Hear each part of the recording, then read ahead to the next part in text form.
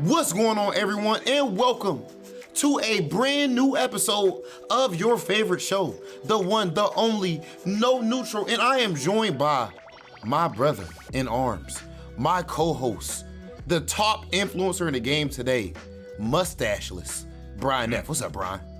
Leaving it all exposed today, you know. Where's your getting mustache? Get a little older, so I got to take a few years off the face. You know, something has to give at this point. But I'm doing good. Another day above ground, another CPT event means I'm feeling great. So, Rob, we have another CPT event to talk about. And should I spoil it already?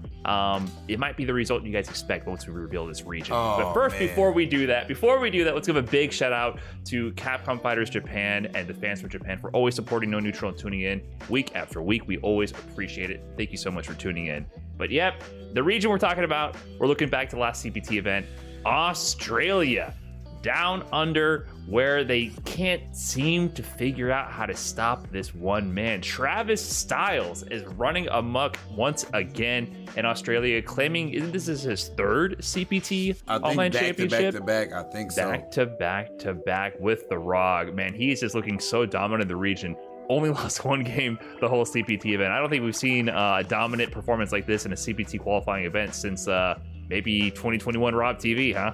Brian, I mean, there's so many parallels with me and Travis, man. You know, dominating the region. I guess that was back in the day for me, being, you know, some of the most handsome guys in the FGC. I add you in that part too, Brian. You know, especially when you got the stash. But, you know, you're good either way.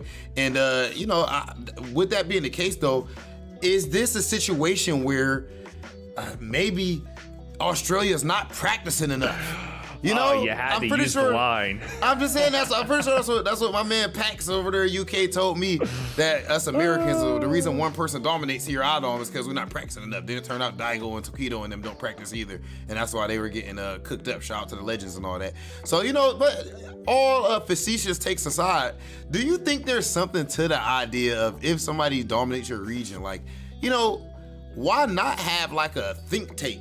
Like, I remember in Street Fighter 4 when all the Japanese players, they really did get together and try to come up with like just like the Michael Jordan rules in basketball. They came up with the Momochi rules when he was dominating everyone with the kin and everything back at that time. I remember they were specifically training for just that guy. So what do you think about that? Like, why don't we see more of that? Maybe Rumors, Somniac, all of them could get together on Discord and everything and just talk about this guy, analyze this guy. I think what everyone does is on their own, they study very hard. Like, you know, we do in America with like iDom and stuff, but it's not like I've ever hit you up and said, hey man, let's watch some clips and see how to break this down.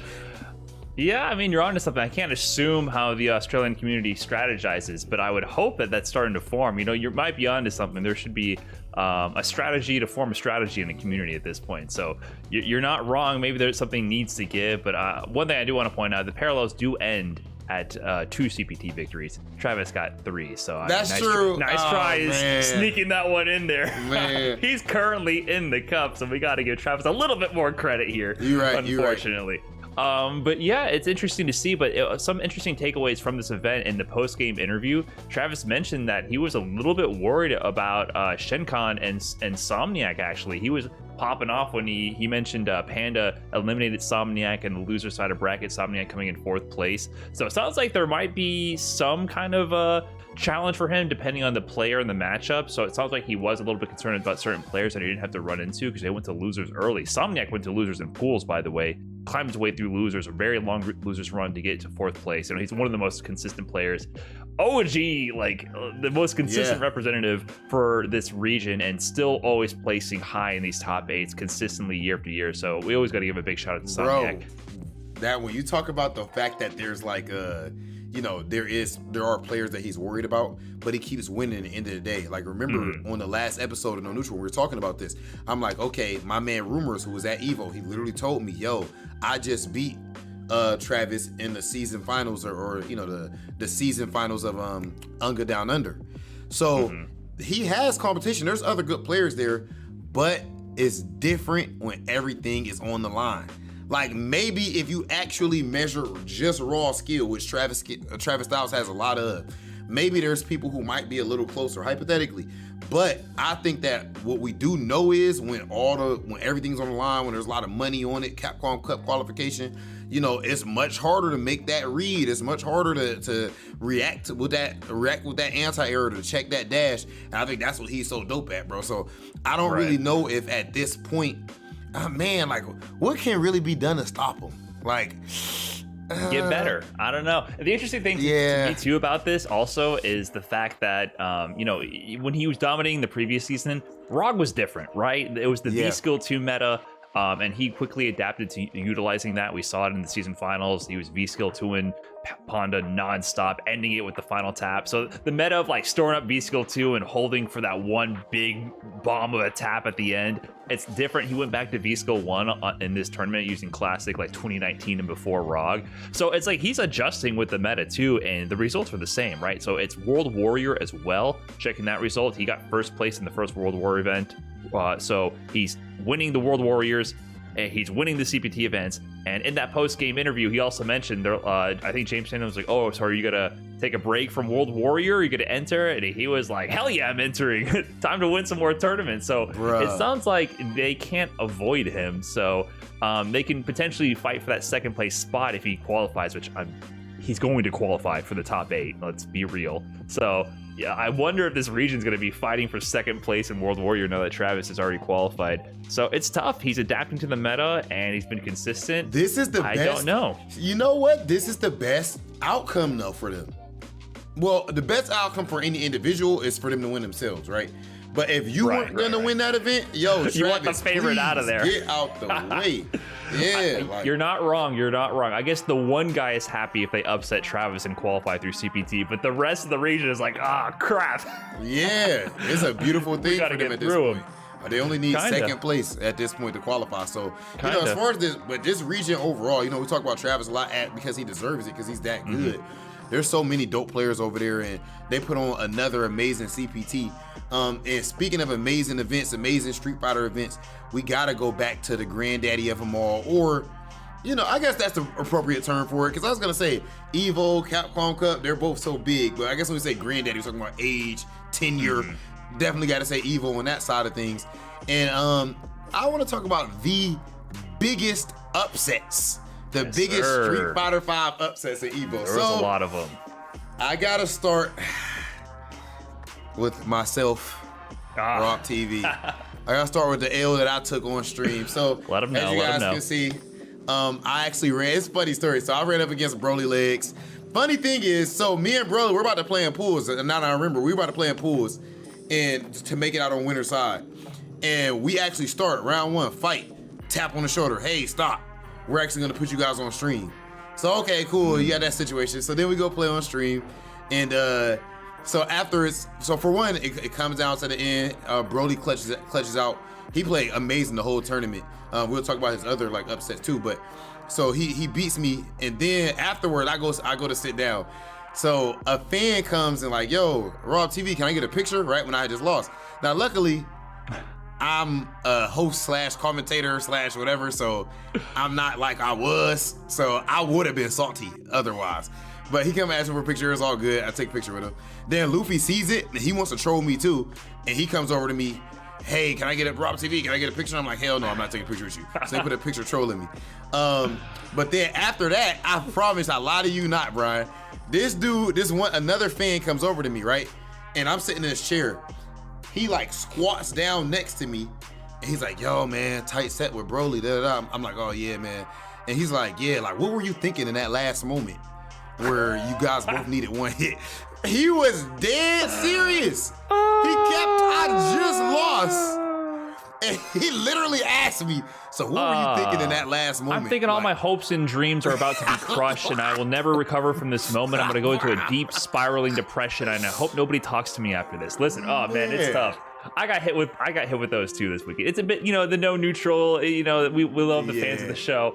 It was a bit, I got hit with the immediate loss into photo take that weekend as well. But yeah, of course. And we're both the same. I usually beeline out of the venue, but that venue walk from Evo is about 3 miles. So it's like, you're stuck there. I'm not gonna walk 3 miles that way and 3 miles back in an hour when I calm down, right? So So you got to take those on the chin. But it's all in good fun. You know, we understand. We're happy to interact with the community. But yeah, that Broly set, I watched that on stream after the fact to see what went down, and I was like 5 times through that. Like, how did Rob lose this? And but Broly, he was clutch. We got to give him some props. Super clutch. Yep. That leads into the next upset. I think Broly had the run of a lifetime. I don't know if that's the next match after. I guess he went to losers, losing to Punk, which was a close set, by the way. 2-1. He had a close set with Punk, so, you know, no shame in that, right? He's already on a hot streak. And then I don't know if that was the next match after or there's more in between, but he ends up going up against, I think he beat Hermes. He did. So, he beat Hermes too. Power ranking, I think Hermes has had more recent good performances, so I would maybe call that one an upset as well. And then after that, he goes up against Big Bird. Evo 2019 second place runner-up, consistent Capcom Cup qualifier, easily in the conversation for one of the best in the world. I mean, he's always been up there, right? He goes up against Big Bird and wins the set. Now, I didn't get to see this one because there was such a crowd around the setup. This is all off stream. I'm just like seeing the top corner of the life bars and trying to piece together what's going on. But Big Bird goes down to Broly legs. That I think that might be 2-0. 2-0. I think that might be the largest upset of the entire event. I think damn. I think I got this other one, but I don't know. If you go by seed ranking, like expected performance, Broly Leg has always been a really strong player in the US scene. He's even given some notable players like NuckleDu trouble in the past as well, right? Yep. Like, let's not forget, NuckleDu is forced to like switch characters on him and try to keep up with Broly Leg's Chun-Li style. But to be honest, you know, he hasn't really been competing as much recently.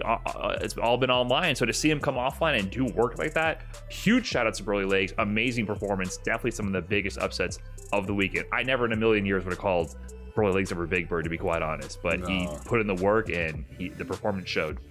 Yeah, he actually he ended up finishing 25th overall, and I know he was really happy about it because, you know, like, it made me happy to see that for him too, bro. Like, you know, he been traveling for a while. Like, you know, Broly Legs is can we say Broly Legs an OG in the scene? Oh yeah, he's definitely been doing work since Street Fighter 4. We used to run rank sets back in the day too. Like, I remember Broly Legs has been doing work for a long time. Yeah, and he was happy. Like, I seen him posting like on Facebook and Twitter and everything, just talking about how that's his best Evo finish. Like, he placed 25th overall. So, you know, he played well deserved. Dope. Yeah, so, you know, amazing run by Broly Legs, you know, a godlike player, and props to him, and GG's as far as our match. Now the next upset I'm gonna bring out, where do we want to go? I'm gonna say the big one, Brian. I'm gonna say the other big one. I'm gonna go with Wolfgang over MenaRD.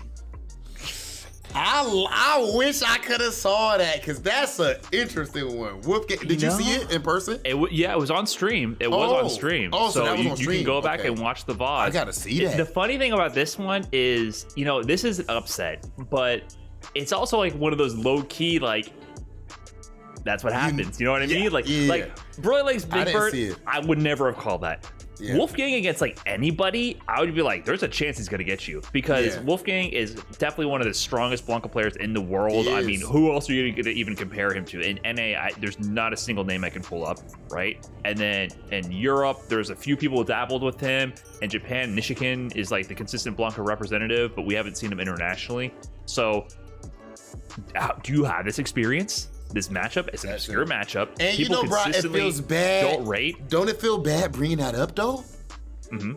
It feels bad, like the matchup thing, right? Because you didn't study for it. But Wolfgang's an amazingly strong player, and you don't study for it. How can you expect to pass the test if you didn't do the homework? I'm just saying, if Wolfgang is listening, I'm sure he is, right? Mm-hmm. The Wolfgangs, the monos, you know, people who play those characters.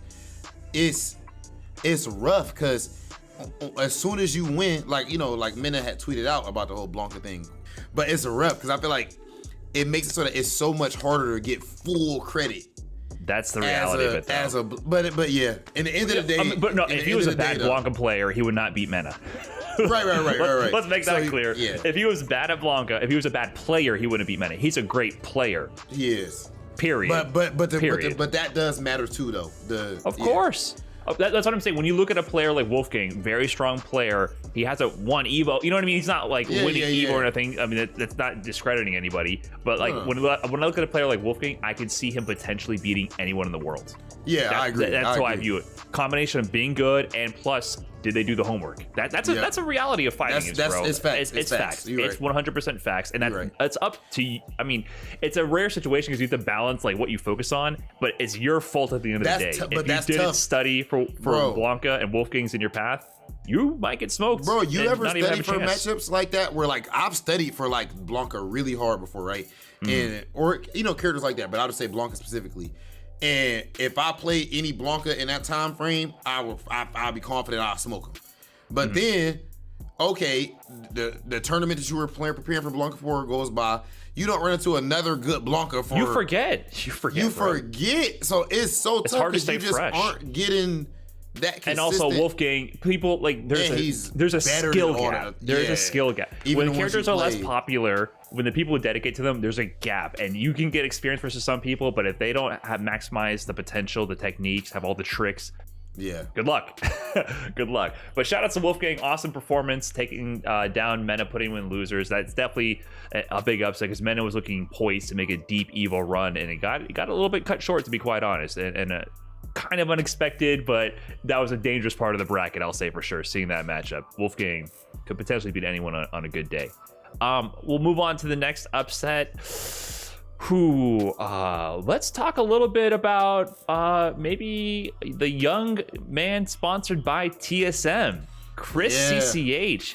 Chris CCH had a great Evo performance and was literally a pixel away from taking the top 8 position in Evo over Just a Kid. One of the most dramatic matches of the whole tournament. Shout outs to both those players, young guys in the game, doing it big for the United States community. Love to see them succeed. But his run, couple upsets on the way. First, we just talked about Mena. He took out Mena. Let's not forget, it went down to the Luke mirror as well.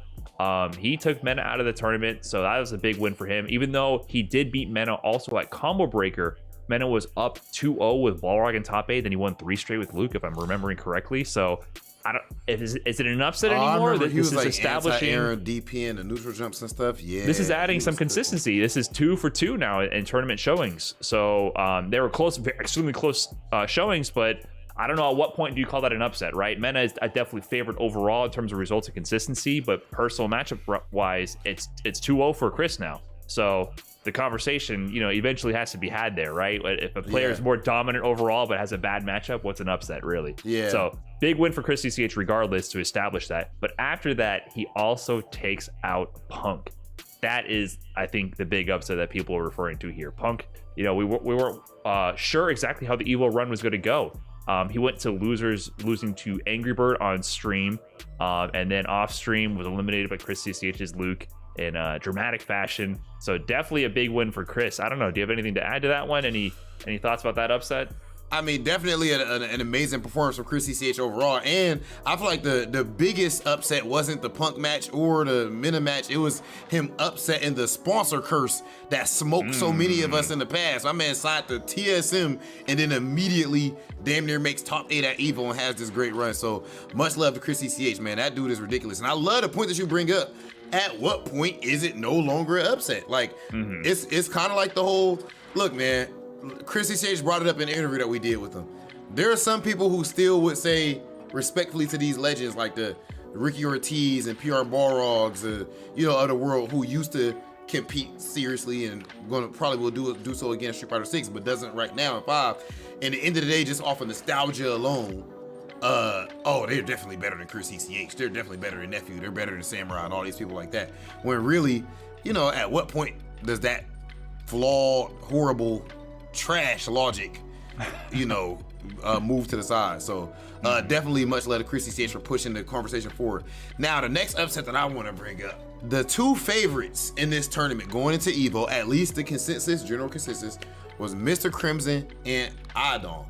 Both of them suffer upsets, and the first one I want to start with is Mr. Crimson, as he went up against this young buck that some of y'all might not be fully aware of. Some of y'all might be under a rock or something like that. But Texas' favorite son, my brother Nigel. he actually is, of course, a Balrog player, a Bison player, and he actually did my man's Mr. Crimson kind of dirty. Did you see this match, Brian? I saw this match, and I almost blinked and missed it. It was definitely a rough match for Mr. Crimson. However, he did go with Luke in this matchup, so I feel like there was a bit of a confidence issue in the Dhalsim and Bison matchup, especially considering the platform they're playing on. You know, I think the optimal theory decision for Mr. Crimson was do Luke in this situation, right? However, it definitely seemed like the theory wasn't being applicable in practice, like it wasn't rehearsed enough. Nigel picked him apart pretty clean. I'm pretty sure it was 4 rounds straight, and he moved on. And I do want to give a big shout out to Nigel. People don't know his history. He recently had an amazing performance at Texas Showdown offline as well. He actually put Punk in losers in that tournament. Punk, of course, doing the Punk thing and winning from losers bracket, which he does all the time when going to losers early. But, you know, that's a big win for him offline and still placed well in the top 8. So he's had his results. He's a very young player. He's up and coming. You know, he always tells me he's trying to get like MenaRD. And these days I'm like, man, I'm trying to get like you, because Nigel's looking amazing. Even though he added the Bison to his repertoire, I think a lot of his big wins are coming from the Bison. You know, once you go to Dallas, it's like you have to play Bison or get out. Oh, 100%. Like about 85% of the best Bisons in America all come from the same region. And Nigel moved there and they said, get this ROG out of here. Time for M Bison. And he started getting big wins over Punk and Mr. Crimson. So big shout out to Nigel for that one. But that said, you know, Mr. Crimson moved on through losers bracket on an amazing run, eventually meeting up with the next guy we're going to talk about because he was in losers due to this upcoming match. Ryan Hart versus iDom. This is winners, I believe, top 192, right? Yeah, I was right there for that because it was during the second pools. That Ryan Hart versus iDom match. So I'm actually there with, I was up there at Evo caked up and everything, you know what I'm saying, with wifey and all that. And she told me, she's like, yo, you should record this match with iDom and Ryan Hart. And I'm like, I'm not gonna lie, Brian. I was like, why? He about to get smoked. Uh-oh. I was like, why, man? Shout out to the legend. I was like, why, Ryan about to get smoked? Because iDom, right?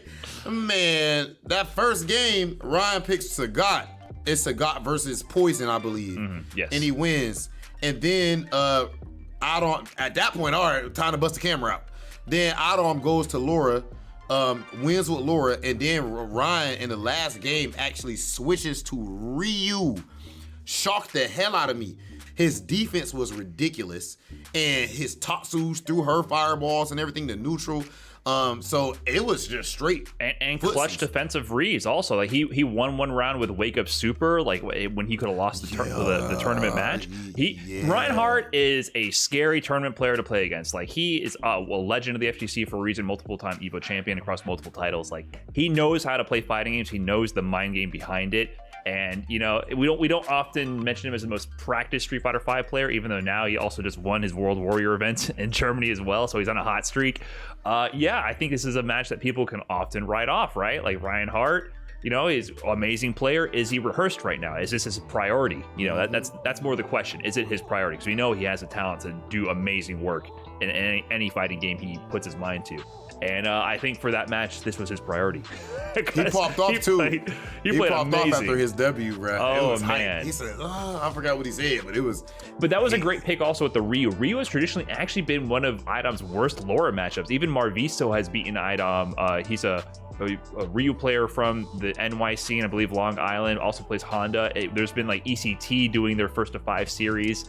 I remember Marvisto beat iDom in a first to 5 Ryu Laura. So that matchup is a very great strategic matchup. Him doing the Sagat pick, getting the win, forcing the switch, going to Ryu. Perfect strategy, tournament strategy, and then perfect execution on the gameplay to make this upset happen. And yeah, that was a huge upset because, I mean, iDom was one of the highest seeds in the tournament. He was clearly projected to go to winners, finals, or grand finals, top 3 easy. And then it shook up the result of the entire tournament, I would say. Ryan Hart changed the course of history with that upset, I would say. We all know what happened. Outside of that match, for one, I would say shout out to Ryan Hart, man. Legend, one of the GOATs, and that's why he can do stuff like that. I mean, it's something about Evo where the gods of fighting games just that are not even that pressed on it anymore. They do great things because this reminds me of Valle. It reminds you of Unk, bro. Yeah, Alex Valle is historically, you know, he had the Bonchan win in Street Fighter 4 and then the Knuckle Do win in like 2018 Street Fighter 5 with Blanca, I believe it was. with Blanca. I think it was actually. I think it was Blanca. So yeah, I mean the old heads, old legends. If they put their mind to it, watch out. It's just it's not the priority at the moment, but they're extremely dangerous behind the sticks. As much as we talk about the upsets and everything, and you know what players have proven to be, I want to talk about a region that has proven to be exciting, exhilarating, electrifying. Look at those 3 E's right there, Brian. That's called an alliteration. You know what I'm saying? You picking up what I'm putting down? Yeah. So. And of course that is CPT, Central America West, and that is what we have coming up today. Of course, it's top 16 day, ladies and gentlemen. And as far as the last 2 CPT events that we had from them, they were action-packed, they were godlike. The first one, we actually had Gama going through and getting the victory. Gama, of course, ridiculous player, and we probably would have thought that maybe Kusanagi would have taken that one, but he didn't. He actually, you know, he got put out in second. And I remember at that time, that was the second place curse, Kusanagi. I think that was Fudo. I think 3 second places in a row since we went to the online CPT format, and it was looking rough for him. So we were hoping for him to win. I mean, you have to be biased from at that point, right? Yes. The underdog to win at that point, or I don't even call it an underdog, just cursed. You know, he's a favorite to get second. So going into the second CPT event for Central America West in 2021, he happened to finally break the curse, get the victory, and see himself in the CPT finals, where I'm pretty sure he cooked up Gama something fierce in that CPT finals set as well. You're right. So I think going into this, Kusanagi is back in the bracket. Is he the favorite? I would have to argue so. I would say so, definitely. Kusanagi is ridiculous. Any other favorites from you? I gotta shout out my guy Chontecas. I was gonna bring up Chontecas. Dude, I mean, he's just. I love Abigail in 2022 season of Street Fighter V. Like the later years of Street Fighter V, I've grown to love Abigail so much. I feel like the people who stick with them and really master the character have great defensive selection. It's such a big target, right? You have to really pick and choose your moments, anti-air, adjust your jump arc, block it out, right? Check them in the appropriate ways, and then finally get the momentum going. And outside of that, though, definitely we got to say my man's Doom Snake. You know what I'm saying? Panama crew. A real one down there. Gotta say Grand Todokai. Yes, repping Panama. We don't know for sure who's going to win. I think Kusanagi, like you said, the favorite, but he's had a lot of close calls. It's a tightrope walk. It's a razor thin margin that these players win by. So who's going to take it this weekend? It's up in the air to find out.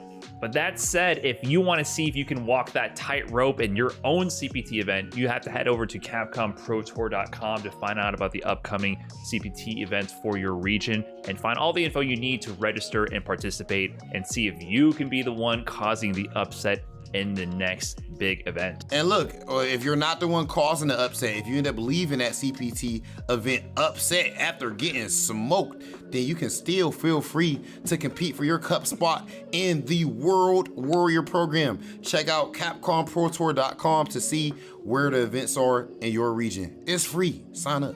But you know what's not free? These players in this top 16 today, they are fighting for their chance to earn the right to compete on the top 8 stage tomorrow because they want their shot at qualifying for the Capcom Cup. We're done talking about what was and what will be. It's time for these players in the Central America West top 16 to throw down. Ladies and gentlemen, let's get the show started.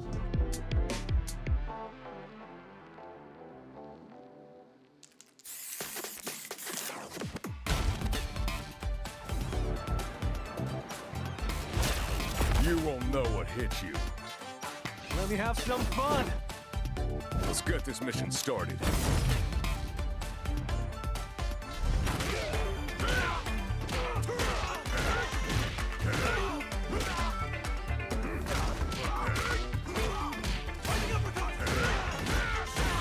This will be a good fight.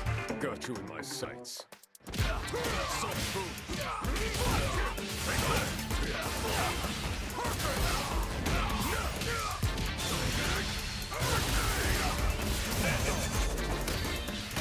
Neutralized.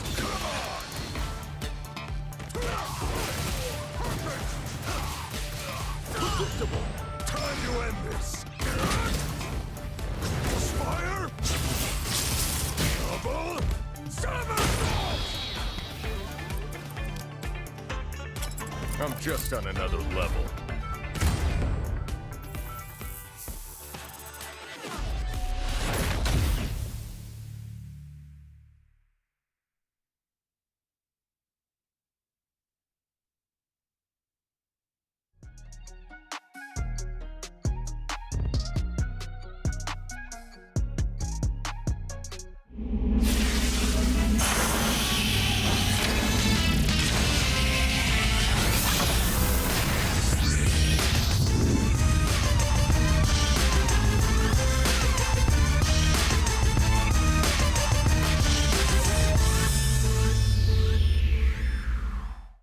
Central America West is what we're going to be looking at today and this weekend. My name is Ultra David, and I'm going to be here with my good bud Vicious, calling the action for you. What's going on, man?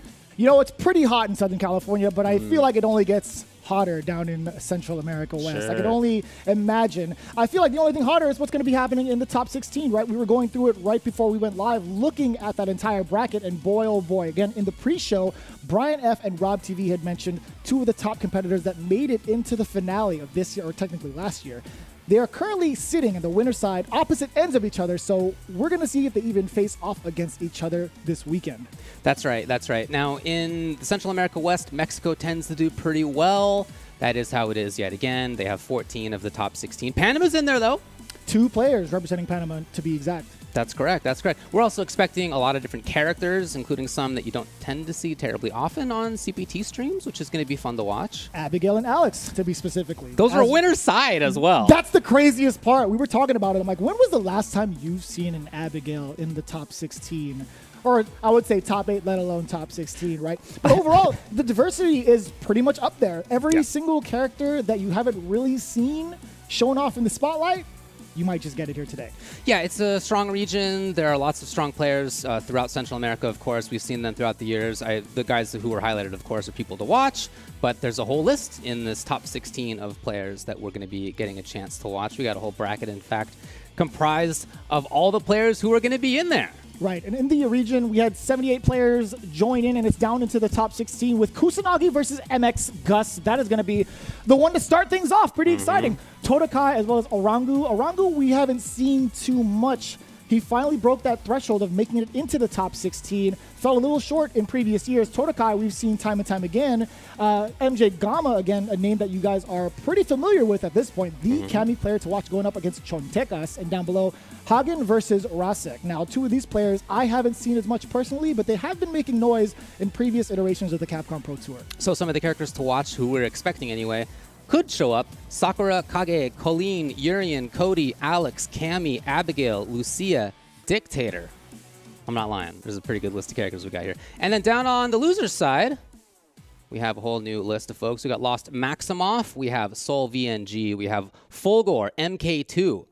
FRT Uriel Velorio. We have Jano 87. We got Timbers Choco, RH Vicaron, and then Raptor 5 Yasudero. So in that list, we're expecting Rashid, Seth, Luke, Akuma, Ken, Cody, Lucia, Sagat, Nakali, Luke, Uriel, Akira. Now, obviously, some of those players told us that they could use more than one character, because that's more than 8 people.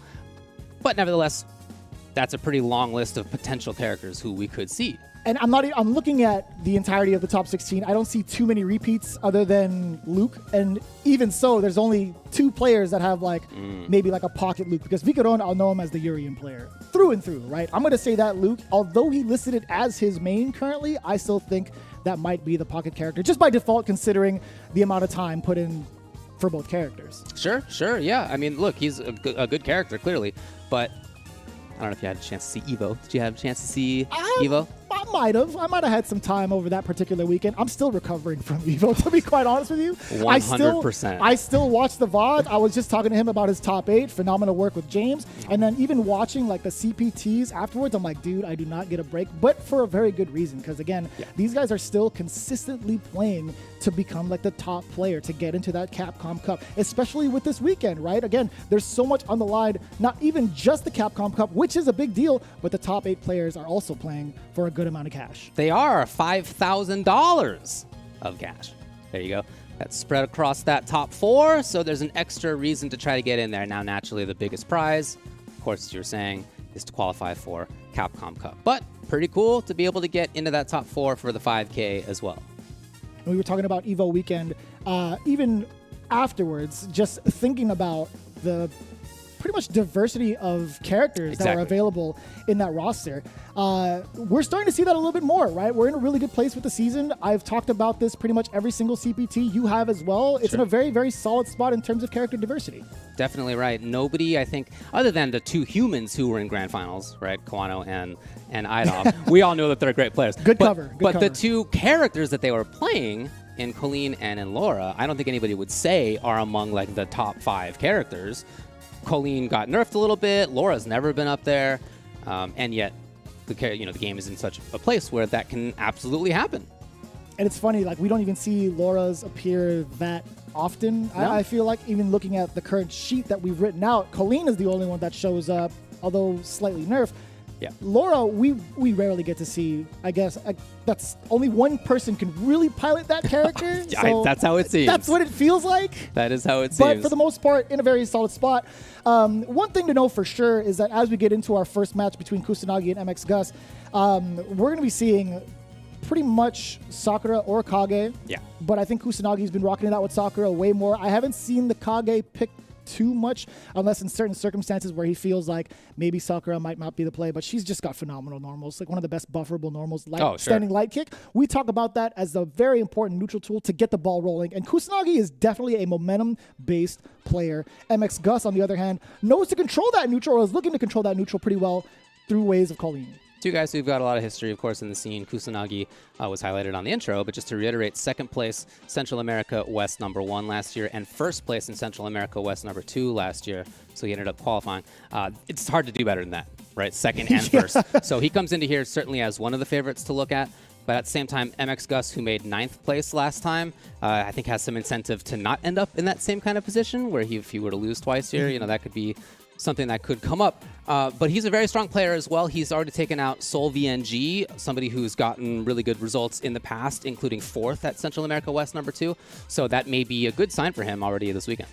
Yeah, really looking forward to it. I don't know how often MX Gus and Kusanagi have played off against each other, and I know you kind of like look into that as well. I forgot what website it was, but we'll talk about that another time. But throughout the course of history, I feel like Kusanagi has always been one of the driving forces in the Central America region.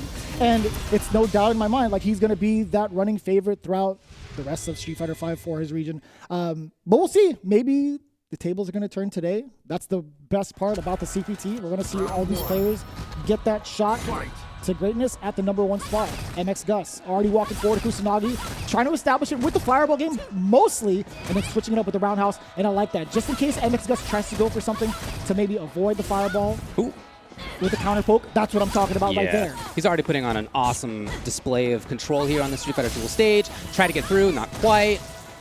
And Kusanagi, again, calls it out. Jesus. He tried it before and it didn't work, but you can absolutely see that there's a lot of familiarity here. And in fact, I looked it up and he has a 100% win rate versus MX Gus in the last couple of years in tournaments in Mexico and in the CPT.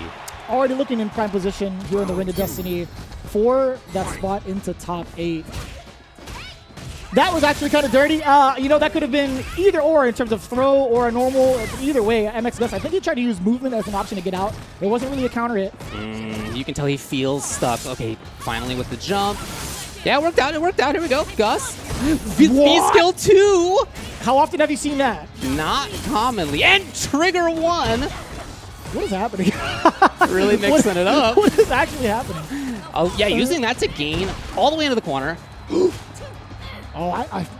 It's so tough to anti-air consistently with Colleen, right? I think there was a little reluctancy to use that jab. But Kusanagi now on the offensive in the corner, trying to use a little bit of movement to bait out any sort of reaction, still gets the combo. A throw is going to be doing it, or a frame trap, and it's going to be the frame trap indeed. And that's so tough. That was off of a dash forward. Like, I would have tried to press throw or like tech as well. So that's very impressive from Kusanagi, knowing exactly when that would hit. Yeah, again, I think you can really see that he has a great bead on what his opponent likes to do, not just in those up-close situations, but in neutral as well. As he called out the jump with the upwards fireball, and he had a whole series of pressure that wasn't even right up close. It was kind of like slight pressure, but it was nevertheless him taking turn after turn after turn until Gus finally did jump out. One of the things I like to see is what the offensive player is doing to condition the other, right? Kusanagi in the corner, when he had MX Gus in that first round, pretty much gave him into pressing a button with a frame trap, and has consistently done so. Towards the end, he started to go for throws and then switch it back into frame traps again. So as we're getting through like this neutral state, I'm looking forward to the knockdown from either player to see how they adapt from those bits of information given. The range where MX Gus, I feel like, wants to be in control with Colleen is the range where Kusanagi has had a lot of success with punishing with stand roundhouse and pressuring with stand light. Oh boy. Look, I think that's fine actually. MX Gus will take that. Kusanagi all the way into the corner. Frozen. Oh yeah! Still frozen. Yeah, the stun is racking up. MX Gus does manage to get thrown. Ooh. Kusanagi now no danger of stun. No longer in the icy zone. Oh, We take that. sick! We 100% take that. Wow. You're not going to finish that? Okay. Kusanagi, beautiful. And then the grab. So he's guessed right exactly on both grab at the end of this round and on frame trap at the end of the previous to put himself at match point. Imagine punishing the target combo from that far away. Dude, yeah. Like, I get it if you've practiced it with a ton of other characters before, but we talked about this. We literally highlighted it before the match started. Sakura's standing light kick is so good. Yeah. It's a chance, maybe. Okay. Allows that to push forward. You know what I'm saying? Yes. You know what I'm saying? You can't get away with these instances where you're like -4. Yeah, it's something that you're accustomed to being safe at. It just can't be in this match. Okay, yeah, here we go. Oh, yes. That's something that'll trick a ton of players, no matter what level. Oh, my God. Look at the damage. She's bleeding. Oh, out yes. of there, V-Shift. You're actually stunned off of this. Considering scaling, it's not going to be a problem at all. Cleaning it right up. MX Gus. Again, using that V-Trigger 1 to get that opening, utilizing the V-Skill 2 to catch him slipping, enough for the stun to rack up. Very impressive from MX Gus. Trigger 1 is really just about finding the corner. It's the whole point of it for him. And as you can see, he really made good usage of that last time. So Kusanagi now on the pressure himself. Oh my God. Backing off. He just looks like he feels comfortable at so many different ranges. Here we go. Yikes. Great pressure. That just feels bad. And you could see the mental stack already adding up for MX Gus, falling for that frame trap, or excuse me, falling for that throw bait. The backdash in the corner, not going to work out. Kusanagi with the trademark. That is a Kusanagi trademark for sure. This guy. When we asked for a quote from MX Gus, he said, "Again versus the best from Latin America." Again. And there it was. As you can see, Kusanagi continuing to look like maybe the best in the region as he qualifies for the top 8. We'll see him tomorrow. Was he actually supposed to be up on the quotes? I don't even know. No, not in terms of like stuff that we're showing on screen, but we did ask everybody to give us a spiel, and that was the spiel out of MX Gus. He also says, "I love mathematics." That's pretty sick. Well, I mean, I feel like the math wouldn't have helped as much as it should have, to be honest with you, because there's one thing to note when it comes to the math, right? Being -4 against Sakura's light kick does not equate to a good time. No. Not a great equation in your favor, unfortunately. So Kusanagi, again, he moves on. Look, as we said at the beginning, he is one of the favorites for the weekend. So not a big surprise that he would make winner's side top 8, but that is where he'll sit. MX Gus still with another chance at life. Again, the Colleen play starting to see the light of day a little bit against Kusanagi, especially in game number 2. We're looking forward to seeing how he's going to adapt in the pool of sharks down below. But as we move on, Todokai versus Orangu. Orangu, you might have data on for me, David. But for the most part, again, we've talked about this. Orangu has really made himself known quite yet in the realm of top 16 for a Capcom Pro Tour event. Rocking with the Alex. This is the character I love seeing because it can be pretty explosive, right? Had a ton of tune-ups for this particular season. Looks to be a pretty solid character, and I can say that with confidence now in comparison to Todokai. This character, or this player, we've seen a good amount of times as well. Sure. Uriel might have received a little bit of a, harsh treatment, but for the most part, Uriel is still very much so viable. Well, let's ask him what his thoughts are on the match. What do we got from Todokai? He says, "I just hope I don't end up in the next Alex Twitter clip." Oh, God. Yeah. When I'm on CFN and I load in a ranked and there's an Alex on the other side of the screen, that's always my first concern. I immediately turn off the console. I'm out of here. I'm not even going to take a chance. Cool. See ya. One of those accounts have to be Demon Dan. Right, yeah. I'm not going to risk it. That's just the thing. Anytime I see the word Alex, anytime I hear about Alex, I know somewhere Demon Dan's senses are jingling. You asked about his history, Orangu's history. I looked it up, and he actually did not make top 32 in each of the last year's Central America West events. So a much better result already for him as he's here in the top 16. He'd love to get top 8. We'll see if he makes that happen. But for Todokai, there is certainly more history, right, as you discussed. 9th in Central America West 1 and 7th in West 2 last year, and we've seen him in previous years as well. So a lot of history on his side. Yeah, look, I mean, Uriel, he is a little worse, but we were talking about Evo before. I don't know if you had a chance to see Evo and whether there was a Uriel in there. There was. little fella named Tokyo who's pretty good, and he got pretty far with him. Look it up if you're interested. I'm not going to spoil anything because we're instead going to go into this match here between Todokai and Orangu, characters that we expect. Round 1. And a matchup that we don't really get to see. And I love, man, can we talk about the colors on Greasy my man, Orangu? green Uriel. Ugh. Yeah, you like that? You like that one? Gross. I love the tracksuit colors on Orangu representing the region. Yeah. That's That is actually super cool. I really like that. And I think that's one of the best parts about the tracksuit colors, too. You get to see, like, a good diversity of colors instead of just, like, the normal 2 that we're always so used to. Ooh. It's not working out so far for Orangu as he's big stuck. This might be a perfect. Should be a perfect. Bam, got him. Todokai, what a start. Did he even need to? I understand, like, ensuring the victory and I like that. But, man, that's still a pretty a daunting round to play off His against. suit's wet. Ugh. It's a little greasy. It's greasy. Yeah, whatever he put on the top of his hair, whatever hair product it was, Yeah, it's it just melting. seeped down into his suit. Oh, no. Let's read after that. Orangu fighting much better here in neutral. Oh, what a jump. Neutral jump. Very interesting choice to be looking for that at that spot. You notice Todokai has gotten away with a good amount of jumps, checking Orangu whenever he would commit to like any long-range normal. Pretty much treating it like a fireball, right? In anticipation of whatever normal Alex is trying to throw out, Todokai would jump. Ugh. Here we go. Yeah, you don't get that for free. Yes, activate. He's got super. Probably not yet, though. Oh, he does bring it out. It's going to be quite scaled. I think what he's looking for is the situation afterwards. Sure. He's got to contend with that super, though. The only wake-up that Uriel has nowadays doesn't bring it out. Yeah. Oh! You have to go for a reset to kill. Watch out for that parry. Don't get clipped. Okay. All right. All right. Woo! Okay. You know, all right. I also pressed throw. I also pressed throw because that was a very delayed jump. Yeah, it was. Like, It was. Yeah. No. Very, very nicely done by Todokai. You might see me reel in my chair because of the fact that I was right there with him. Orangu pressing the button where he shouldn't have, and that's I think that's the second time he's gotten tricked pretty much in that set, or at least that game. Yeah. I think Todokai has had the right reads in what Orangu wants to do in terms of the timing, so Totally. it's been pretty efficient so far. Can he move on and do that again, or will Orangu find the right buttons to press, or even just block for the most part? Oh, word! Yeah, that was pretty sick. I love seeing the lariat as a whiff punish. Oh, boy. yes. I love seeing that even Doesn't more. really get great Oki here, but man, I really want to see his pressure. It's not something we've seen up close. Here's a great chance. Here's a great chance. Jeez. Oh, wow. This needs to be punished. Yes, what a big risk to take by Orangu. Now out of the corner, Todokai gets to put him in the blender.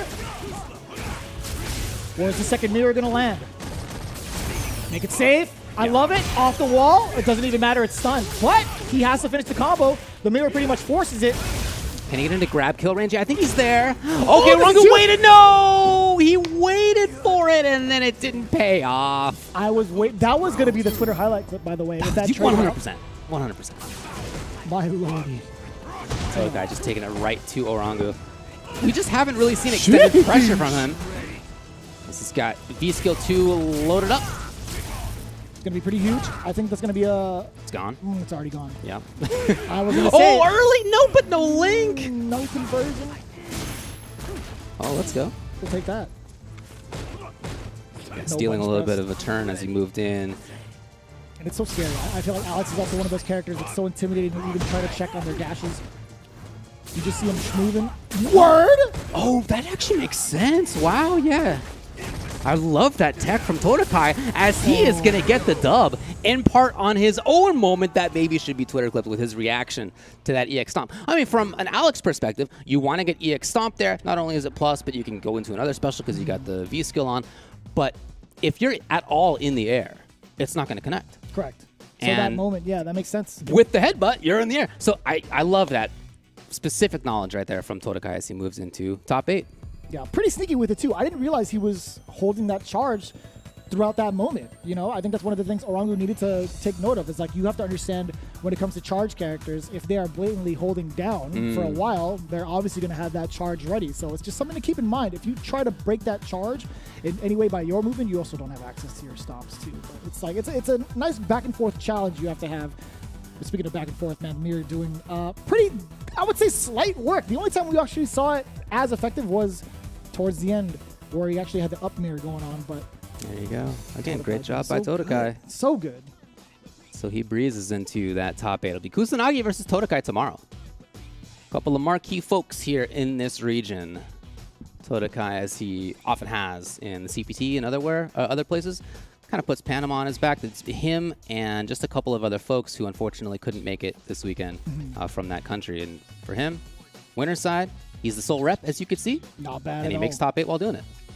Not bad at all, right? MJ Gama now going to be going up against Chontecas to kind of get us through before our break. Again, MJ Gama, another fan favorite. I feel like that's a name that's been pretty much put in high regard for previous iterations of Street Fighter as well. Still sticking with the Kami, and also just a dominant powerhouse with this character. Has made it into the finals, has made it into multiple top 8 scenarios for the Latin America region, going up against Chontecas using the Abigail. And this is what I wanted to see. I want to know exactly what this Abigail is going to bring to the table against someone like Gama. Speaking of, we do have Gama's quote ready for you all to see what he had to say going into top 16. Chontecas is a great player, and he beat me the last time we played, but not this time. This one is for real. I will make him post some salty stuff on Twitter after I beat him. Very nice. Very nice. That is quite a declaration to make. I don't know who was actually more upset about the match. Yeah, in the Mexican World Warrior events back in July of this year, Chontecas actually won 3-2 in the top 8 for that event versus Gama. So a close one, but nevertheless, there is some history there. And twice in 2022, including in Torneo Street Fighter V Mexico, $5,000. Sheesh. Chontecas also took that W in the top 8. So the last couple times, in fact, he has had success. You know, we were talking earlier, when was the last time that you saw an Abigail in winner's side of a CPT? And I think it might have been the last time that we watched Central America West. It's just such a rarity to see that character in big events like this. I don't think anybody would tell you that it's a bad character, which is, I think, a funky thing here. Nevertheless, it's rare. And I think part of that is just the archetype. Not everybody loves that kind of character. But one person who does is Chontecas, who says his fact about him is, I love the big body brawler grappler archetype. Yeah. So I may have a rooting interest here. I'll try not to, but we'll see. You know, I think we're pretty much in tune with our players. You're more of a Chontecas guy because of Abigail. I'm more of a Gama fan because I also play Kami. That's right. I get it. I totally understand. But putting it down to paper, most of the time, historically, I feel like Kami can beat up some of the grapplers, some of the brawler archetypes, but there's something unique about Abigail. Yeah. I think he still covers some of those bad matchups pretty well, considering the range of normals that he has, being able to cover both ground and air approaches pretty consistently, I think. So totally agree. We'll see how that plays out, especially with V-Skill 1 as well. Not a bad deal. Totally, yeah. I think if you're on point with your anti-airs, you got to be fast because she does jump quickly. But if you are, that's really hard for her to move forward. Yeah, exactly. Yeah, if you're fast, it's really hard for her to get in. And then you got this big plus on block stand medium that you can link out of. Oh, this is everything's going for Chontecas' side. Don't get command grabbed. I told you not to get command grabbed. You told him. He had how many frames? You told him. I need to call Smug right now and ask how many frames he had to sit down. It really couldn't have gone any better for Chontecas. Exactly what he wants to have happen is happening. He's able to keep Gama at range. Okay, not quite in time there. But after grab, you're going to be away, back to your exact range where you want to be as Abigail. Not too bad. Not too bad at all, right? Forcing MJ Gama to kind of spend the cash early to get that opening. But this is where it's a bad spot for not even just Abigail, but for the entire roster. Look at MJ Gama, put it in that work, forward throw now. Just one more sequence to possibly get a stun, but it has to be off of a normal. And this is where Chontecas gets to reduce that stun, unblockable, not a lot of damage, but the goal was reduce the stun, get out of the corner. Yeah. Oh! Not quite there on the block. Could have been punished big time. And Gama is not going to give an easy chance for Chontecas to punish something, to counter something. Gama has not pressed the button in 10 seconds as he's moving into the corner. Okay! That's not bad. Gets the knockdown. What's happening afterwards? That's plus forever, by the way, that standing medium punch. You had to do reversal that? I get it. Yeah. It's not enough. Oh, wake up! He's got super! He is going to bring it out.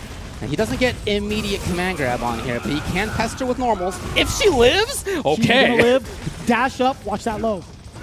Oh, block is there, but not punished. And then Gaba came right back in. That's kind of like the obvious one. Like you want to use that low to check the movement, but the overhead being still within range, that was an excellent block from Gama. Yeah. Key. So very hard fought game. Gama in. Oh my god! That's what I love to see also, the different approach angles that Cammy can take. If you throw out a button a little earlier on some of the larger characters, you can't stuff out the normals they use to anti-air. Very smart choice from Gama. If you're going to do jump instant strong, genius whiff punish. Jump instant strong is super hard for Abigail to deal with because it really hits him in the face. You just don't have much time as the player to deal with that. Oh, blocks this time. Last time he had tried to challenge. Chontecas just taking the grab. Imagine trying to jump and the flicker just comes out of nowhere, just halting you right in front of Abigail's face. Pretty intimidating if you ask me, but MJ Gama, even more intimidating, has the trigger on deck. Nope. Activation, he tried it again. Chontecas, yes. The universal, excellent choice. You know, I'm willing to get rid of that as well. MJ Gama making the right choice here. And he's got super, which is going to be very useful for whiff punishing, very useful for preventing Chontecas from easily charging. Oh my god! Watch out! Super's almost your next hit for Chontecas. If he doesn't know unblockable, oh, the hit confirm comes! It doesn't even matter. You're hella dead, right? That big boy? That big baby? Oh, he lives dash in the mix? Okay. You were in kill position. Yeah. I'm going to put it that way, right? Granted, that was a crouching heavy punch, still linking into, or excuse me, canceling off of into that whole critical art. I thought he was going to die. I mean, yeah. Yeah, I forget how much health this guy has He's because of the fact that we haven't seen him as often, right? Yeah. Yeah, big character. Yeah, I feel you really saw a lot of what both players want to be doing. Obviously, round one was everything that Chontecas wanted. Oh, yeah. But then after that, Gama really settled it down a lot. His air approaches were mixed up very well. He whiff punished well. You saw the attempt for the crouching parry. Not going to be enough. MJ Gama, oh boy, trying to take to this guy. Chontecas has done a very good job of keeping Cammy grounded, I will say. Yeah. The only time he's gotten caught was maybe EX spiral, EX dive kick a couple of times. So now with her trigger ready, he can't whiff something and expect to get away. Oh, except that maybe. Quite a hit confirmable button for him, that crouching medium. Oh, we talked about that being one of the tools against anti-airs. Out of here. Or against air approaches, I should say. Oh boy. Prioritizing the escape early, crouching fierce. It's so good. It's so good. It's so active. Do it again! Oh, word. Oh. Did we see... I think I might have blinked, but in that instance, MJ Gama had gone for another early normal to stuff out the anti-air approach, right? Exactly. Chontecas took the alternative route. He's like, you know what? I'm gonna chill for a little bit. I have the life lead. I don't want to take any risks if I get clipped.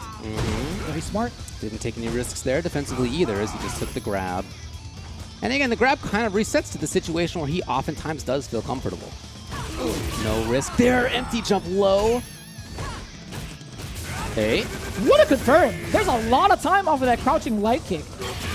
Oh, and it still goes the other way. Don't get grabbed. Yeah, MJ Gama actually took a step back in preparation for a possible command grab. But not too bad here. That could have been a big whiff punish. Yes. It is out there for a little while. Yes, again! And he's fully into the corner now. There has not been a wake-up DP. It hasn't come yet. And he knows Chontecas pressuring. Oh, empty jump! What a mix! Chontecas evens it up one game apiece. It's so difficult. Like, holding on to your meter, being in that corner, you see a jump in that's not really a safe jump, and you opt to just sit there because of the fear that's been instilled already. You're literally like one touch away. You could mistime it, you could get snuffed out, but that was a perfect time to put on the mix. Chontecas getting 2 command grabs in a row, the second one in a very unorthodox style, empty jump into command grab. You know this. You know the fear is definitely instilled in Gama. Yeah, and that jump instant roundhouse for Abigail is almost dive kick-like. I mean, it really comes out quickly. It's like a short hop almost in some games.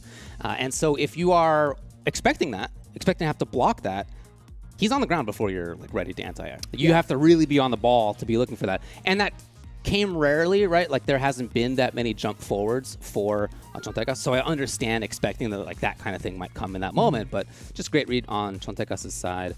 You take a look back at the players here. I believe it's that Gama has gone back to the lobby, not expecting a character switch here.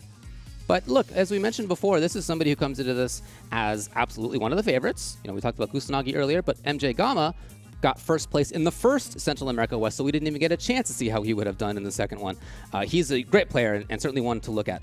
So for him to be facing this specific player who has actually beaten him the last 2 times that they've played is maybe a rough draw, and he does maybe need to take some time to think about it. there's a lot of approaches that he wants to use as Cammy. A lot of it getting stuffed out. He hasn't really figured out the ground game to the full extent, but it's difficult to when Abigail just occupies so much of that space with a good amount of normals, right? Standing medium punch, crouching medium kick as well. I think you'd have to try to play either like a counter poke game or maybe like a whiff punish game. You'd have to mix between the two and keep it ambiguous because Chontecas also want to adapt to the scenario. Now he's being the aggressor. I like that dasher from Gama. Yes. Didn't get checked, but now it's going to be on Chontecas' radar. Yeah, I think that's right. Yeah, if Gama can really make dash forward happen as well as jump, that could be a huge addition to his game. Or max range, that could be useful too. Sure, sure. No conversion. He did get the frame trap off of the stand medium punch kind of starter, right? I would like to see that converted a little bit more. Gama, again, he has to make the stray hits count. He walks in, walks right back out. For Chontecas, again, oh, jeez, You just early. Now it's on Chontecas again to walk down. But he's been comfortable doing that. And that's what I like to see. A lot more mileage coming in from the standing medium kick. Word, that was just an overlap of inputs. I mean, yeah, I think so, yeah. Could be the greatest read of all time. But Gama is going to land, having called out exactly that there would be sweep activate. Blew it up, match point. So far, good stuff from Gama. Word, the one option that hasn't been flexed at all gets countered. Yeah. The hooligan Nice work. is These guys know each other well, you can tell that. Nuts. It was kind of nuts. Gama from Mexico City, Chontecas from Mexicali. Oh boy. Well, that was not the max range. Oh, she's going to pay big time. Half of her life taken off. No exaggeration on What that. happens? Oh, the weight. Oh! All the way in the Did he run corner. it? Can she get there in time? Not quite. Look at Gama trying to take his turn big time. You see these dashes? A lot more fear from the side of Chontecas. Now, Gama with a reset. The stun is going to happen. Onto the other side, but it's going to be fine now. He may not have the critical art. He might build it enough, or he might kill on the way over. This is going to be so awkward. Chontecas has got to hold on to that trigger. Yes, he does. She's going, no. You're dead. Is that Yeah, enough? actually. No. Other side, she's ready for back strong still more. Oh my Chontecas- lord. How many steps did Gama take forward to try to check Chontecas? Chontecas immediately rigging up crouching light kick. I was in fear of Gama's lifeline. Chontecas could have had a setup for maybe like another unblockable if Gama wasn't ready for it. That's why I was so nervous. I'm like, yo, this guy's dead. When we see the unblockable setup, it's like, this guy is actually dead. Gama has really been able to... Oh, yeah? Let's go. Gama's showing some interesting tools. With punish here, no. Okay. Chontecas is going to get corner, pressure, worried about DP. These V-Revs have not been punished. They've all hit. If he finds a way to maybe like V-skill that, it's going to be a game of damage. But it's not going to be the case here. Gama is instead the one dealing all the damage. Here we go. Critical art. We're going to see a double dash forward. That is Not a gonna be within maximally kill range loaded yet. Abigail, though. Uh-oh. Don't get got. That's all. Oh, that's a lot of space to give the man a comeback. We'll see if it plays out. This is already within kill range under maximum scenario, so you're literally 2 hits away in practical situations from death. Gama's got to be worried. Uh-oh! Uh-oh! Anti-air's going to work for sure. Chontecas going to come in. No meter on the other side, but 2 red bars. Can you get command grab? You can. The command grab to Backs death? off. Oh boy. What a tick! Calling out air approach. It's so tough. It's so tough. He's got steam coming from his biceps. Oh, what of all things? Dash, dash, grab. Chontecas never saw it coming. He thought dash, dash, button maybe. Dash, dash, grab was not on the radar. Gama, what a big turn to steal. What bravery right there at the very end. I think all the information that Gama needed came from that previous activation of V-Trigger where he started to dash up and be very aggressive against Chontecas. Instead of giving him time to assess the situation, going forward was the best play, right? Not even giving him a chance to kind of counter poke or whatever. Just dashing up in his face was, I guess, the strategy. As you know, simple as that sounds, there's a lot of conditioning that goes into that prior. Sure. Yeah, I mean, it was a close one. That's our closest match so far. And what else to be expected, again, from a player who we're all looking at as one of the favorites in Gama, and Chontecas, who, you know, has taken Gama out in the last couple times that they've played in significant tournaments. And again, there's so many situations. Man, Chontecas, again, it's been pretty back and forth in terms of ordeal in terms of the damage that's been done. We see it go down to pretty much the last round, but the conditioning overall from both sides is phenomenal. Yeah, this moment here. Word, I yeah. can't. That's so much pressure to put on somebody. Like that could have killed Gamma. That exact sequence of dashing up twice, that could have been like that second dash gets counter hit. Absolutely, it could have been stand strong, right? Like any number of things, right? From Chontecas' Abigail, but didn't come. Instead, Chontecas will be down in loser's side, and we'll see him later on as he tries to qualify still through into the top 8 for tomorrow. But before we get to that, I'd like to tell you about something that's coming up soon. Real soon, David? Well, let's go with soon. Okay. Let's go with soon. Soon TM. Soon is when you can expect the Capcom authorized mobile game Street Fighter Duel, which is now available for download in China. But the global version, it's coming soon. Fight along with Ryu, Chun-Li, and Ken against the Suzaku Castle, further into the Shadowloo City. Explore the mysterious organization, experience the classic stories with all your fighters, and recall your memories of the original Street Fighter. You got various fighting styles, you got counters, stuns, combos, supers. It's just an impressive array of fighting elements. And the combos offer you a new battle experience to challenge your combat skill. Hey, the epic legend is reborn soon. Download Street Fighter Duel soon, and let's fight for each other. And soon join the journey with millions of players to soon become the best fighter.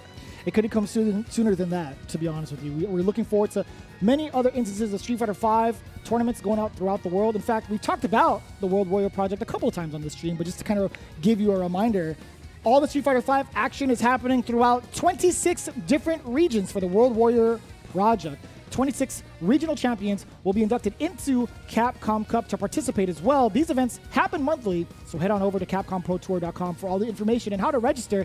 In fact, we had one going on in France not too long ago, a couple of hours, I should say, and Valmaster happened to take it, I think, if I'm not mistaken. Seeing that name, by the way, blows my mind. Pretty cool, It's yeah. super cool. Big ups to those in France as well. I know everybody pretty much on this sheet, on this ad right now, have been putting in the work for their locals, and they're finally getting that moment to shine with the World Warrior event. Again, if you guys want to try to earn a spot in Capcom Cup, another way to do it, CapcomProTour.com for all the details and ways to sign up for your region. The first Central America West one was taken by Doomsnake. Again, he wasn't able to enter this, but Todokai got third. Fulgore, MK2 got fourth. Anyway, we'll go through the full results later on when we come to some of those other players, but for now, let's take a quick break. We'll be back with more of the CPT Central America West in just a bit. Time to fight, time to fight. Never give up, we won't retreat. The ones who stand have turned to defeat. So fight, time to fight. Glory waits for those who fight. We unite, we are Street Fighters.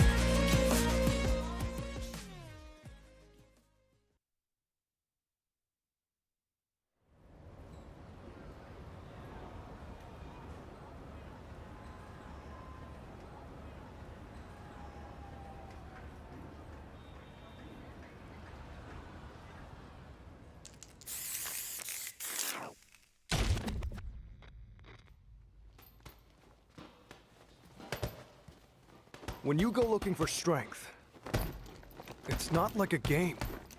This journey doesn't have a real ending.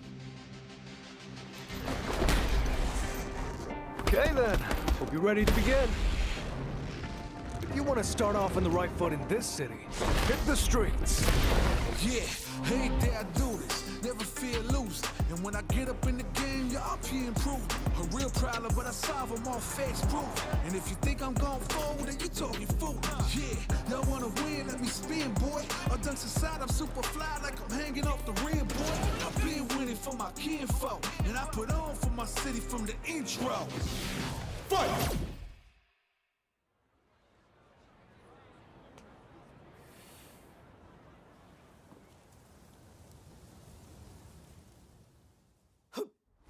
It started from the ground up, training getting wound up, channeling the inner self and moving up and down, crossing over, passing around, full of time like I can keep score. Years I never thought it crossed before. When I get out on my knees, I got it big in the deep.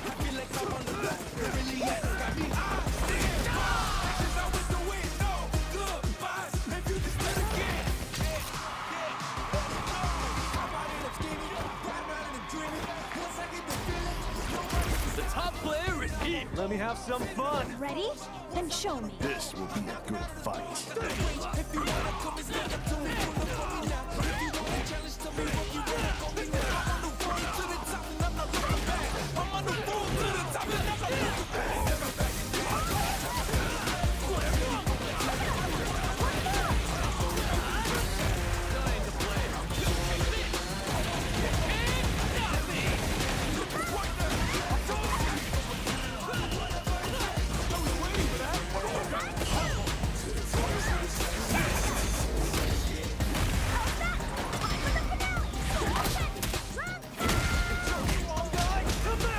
This is our destiny. My secret arts.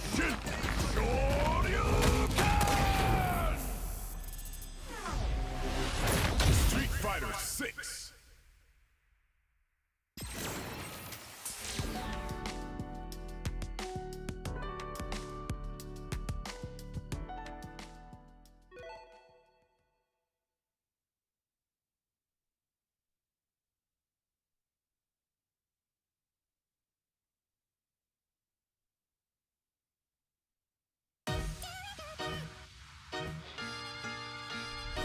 If I go too far, please forgive me.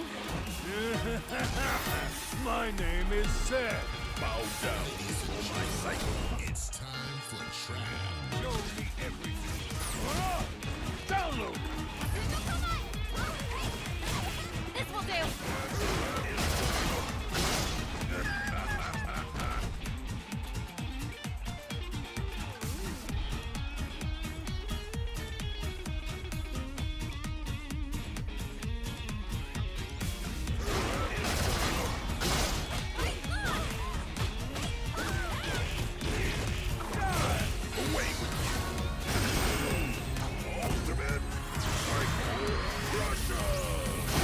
See what I'm really made of. I'll settle this. It's the end. Let's go.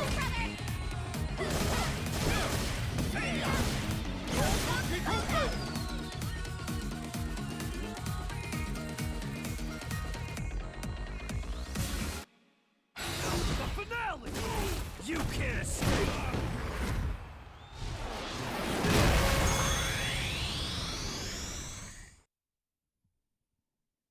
Coming back right into it for the top 16, we're getting ready to see who will make it into our top 8 in the hotly contested region of Central America West. My name is Vicious, here with my man Ultra David to continue on the rampage that has been happening currently for this region. Very excited to watch it. I was just talking to him about how much I love to watch the Latin America regions in general, right? We've already seen two of the favorites from the winner side make it, although one of them with Gama making it very, very close to Chontecas, coming off of a losing streak against him outside of the CPT. So very curious to see how Chontecas is going to go into his loser's run, but we still have one more winner side to play. Yeah, let's move on. This is going to be Hagen versus Rasik. And this is an interesting one, maybe in a different way. And we've talked about how everybody was looking at Gama, Kusanagi, Todokai, etc. Those are names that we're all very familiar with. For these two players, if you're not from the region, I think there might not be as much familiarity. Hagen says that Rasik's the best Bison in Mexico and that they always have great matches. Rasik says that Lucia is a rushdown character that's going to be a very difficult match for him. He's been playing since Street Fighter 4. But this is Rasik, he didn't get what he wanted to in the last CPTs. So last year he went 25th place and then 9th place. Whereas for Hagen, he didn't get top 32 in either. So again, they're coming at this from a little bit of a different angle than the last few matches that we had. And for that reason, I'm very excited to see which one of these two players does continue their trek here into the top 8. Thinking about it with the current record of Hagen, I want to know if it was due to the fact that he was using Lucia throughout the entirety of his run in the CPT. Was there a difference in the changes that she received? Were there significant buffs to kind of propel this person and the character into the top 16 spot? I would love to know. Again, we kind of talk about this in terms of discovering some of the newer players of the region or players that have been flown under the radar. Please let us know over on social media. Absolutely. We love to encourage that. Let us know about some of these players that you may have better insight on so that we can further educate the rest of the world. Hagen from Mexicali and Rasen from Monterrey in Mexico. He beat Yasudero to get in here. So, I mean, already a very, very strong player that he's made his way through. That's That's actually pretty impressive. It's legit, no doubt really about it. impressive, yeah. I think running it with Bison as well, I think against Yasudero, in terms of like how they've been playing, or how Yazudero's been playing over time, that's still something that's, you know, been in his wheelhouse. Like, people have to know how to fight against Bison. For sure. Hey, you talked a little bit about Lucia. This character did get some buffs, some quality of life stuff. Oh, lovely, keeping his eye really, really closely on the anti-air right there as he moves forward. That crouching medium punch was super meaty, by the way. Go on. No, she just, her buffs were not like world-changing buffs, but they were buffs that made her offense a little bit more strong, a little bit more varied. She does have a little bit better in terms of ability to keep up on things. So I really like where she's at. Max range slide going to be good. I'm glad you mentioned varied, too, because a lot of the openers that she can get off of a crouching light can now lead to actual decent damage or a better scenario for herself. Yeah, she starts the party a little bit more easily and keeps it going, too. Oh, offensive Uriel. We got the corner. Yes! Takes the life, at least. That's going to be just fine. Yeah, and I love that choice. As soon as you see the fireball up, EX stomp to get out of the corner. Not going to be trying to hit or force a block. You're just using it for movement. But finds himself back into it. The big read to stop the V-trigger activation. Hagen, double suplex into the corner. An excellent call out against the slide into trigger activation. Rasik paying the fee on that, actually. You can't just travel. You can't just like magnetically travel across the gravel. Well, he had that early slide in round number 1, and then maybe was just hoping it would work out again. But here he is. He's got the corner. Very impressive character here. Hagen got a lot of resources. Ooh. Yeah, well, you know, not too bad. We'll take that. Activation now. A lot of plus frames, and I don't blame you for pressing a button. He walked back so far. Yeah, he's just so patient. Woo! All the way into the corner. And I love that still with the threat of the trigger. Boy, oh boy. Oh, just slightly missed the safe jump setup. You love to see it. Yeah, I mean, the risk taken and the bus out. Yeah, you miss one thing, you get another. That's cool. Gotta look for the approach. Nothing here. No follow-up as well. That's kind of a tough scenario. Oh, funky situation. Set up us the bomb. Here's Rasik. Chase, not the rest. The bomb no longer a threat, though. I will say, you know, Rasik does. Yeah, I was gonna say he could throw out another slide. Word that just clipped. What was that? A standing medium punch? Yeah. Not a common choice at that range. Wow, Hagen. Hot damn. that walk speed is very deceptive. I always forget that Lucia is pretty much like a pretty up there in terms of the walk speed. Yeah. Walk back specifically. So that actually threw me off guard. I didn't think she was going to be out of that range to even leave from that back throw, or even back throw in general from Bison, because I think that's still like the furthest reaching grab in the game. Very far grab. Yeah. But yeah, her walk speed allows her to escape some situations that are just really tough spots for a lot of other characters. So Hagen playing well, 1 game away from the top 8. And I love that interruption from the fireball. Rasik, but now finds himself in the corner yet again. Absorption, it's mine now. Ooh. Taking the lows, they confirm. Wow. Even bigger counter. Here we go. Links it. Beautiful stuff. Rasik in big trouble. Look at the damage, A grab will kill. Don't get grabbed. Don't get grabbed. Oh my god. I love the Lucia exhibition we're seeing before our very eyes. This man is tricky when it comes to the V-trigger. Yeah, the offense has been amazing. I don't even know when to press the button, David. Like, I want to punish stuff. Yeah. But you can't punish stuff because she's going to throw out the baton. Like, as the viewer here, right, like, you know, you're trying to find out when you should take your turn. Offensive viewer of again for Hagen. Again, the grab. I'm a fan right now. Ooh. Still covering on the other side with the stand medium punch. Not bad. Rasik, again, finding the way out of the corner. Just hasn't done much on offense. There we go. That's a punish. Man, look at all the gray damage. We'll take that. Yeah, this is exactly what he needed. He has not really had this extended offense until right now. Puts himself in the corner. Oh, offense gone. Just like that. Hagen will have to activate. Here we go. Okay, all because Rasik put himself into the corner. He's stuck. Could follow up. It's -2. Here's Hagen yet again. And by the way, working on super on next hit. This is going to be so important. Oh! No! That's not what he wanted at all. Oh, with no bar, I'm really worried You're dead. for Chip. You're dead. Okay, he knew it. He knew it. We knew it. Yep. The Latin American people knew it. Hagen, yeah, what a match! That Lucia looking good. I mean, again, what Rasik had to say about this was that it was going to be a difficult match. He said Lucia is a rushdown character that's not often used with good damage, and I think we saw all of that from Hagen. I think the utilization of Trigger 2 to pretty much take his turn over and over again, or at least force these 50-50 scenarios, pretty much laid the game out for him, or at least the match out for him, I should say. I will say, though, Rasik had been known to kind of, hold on to the V gauge a little bit longer than he should have. I feel like there were certain instances where it was a little obvious of when he wanted to use the trigger, so I get why he wanted to use V reversal at certain moments. But there was just that checkmate scenario. He kind of put himself there. It's like, now that I have no bar left, I can't stop Hagen from getting this critical art chip damage. I think that happened twice. The idea of him putting himself into that negative situation. Right at the very end was one, but then before that, remember all that great pressure he had when it was his turn in the corner, when Lucia was cornered. He then went for the cross of putting himself into the corner, and everything was downhill after that. So unfortunately for Rasik, he doesn't end up making it work here on winner's side, and so we know who our winner's side top 8 is. Kusanagi versus Todokai, Gamma versus Hagen, and then all the rest of today, we're going to be down in the losers.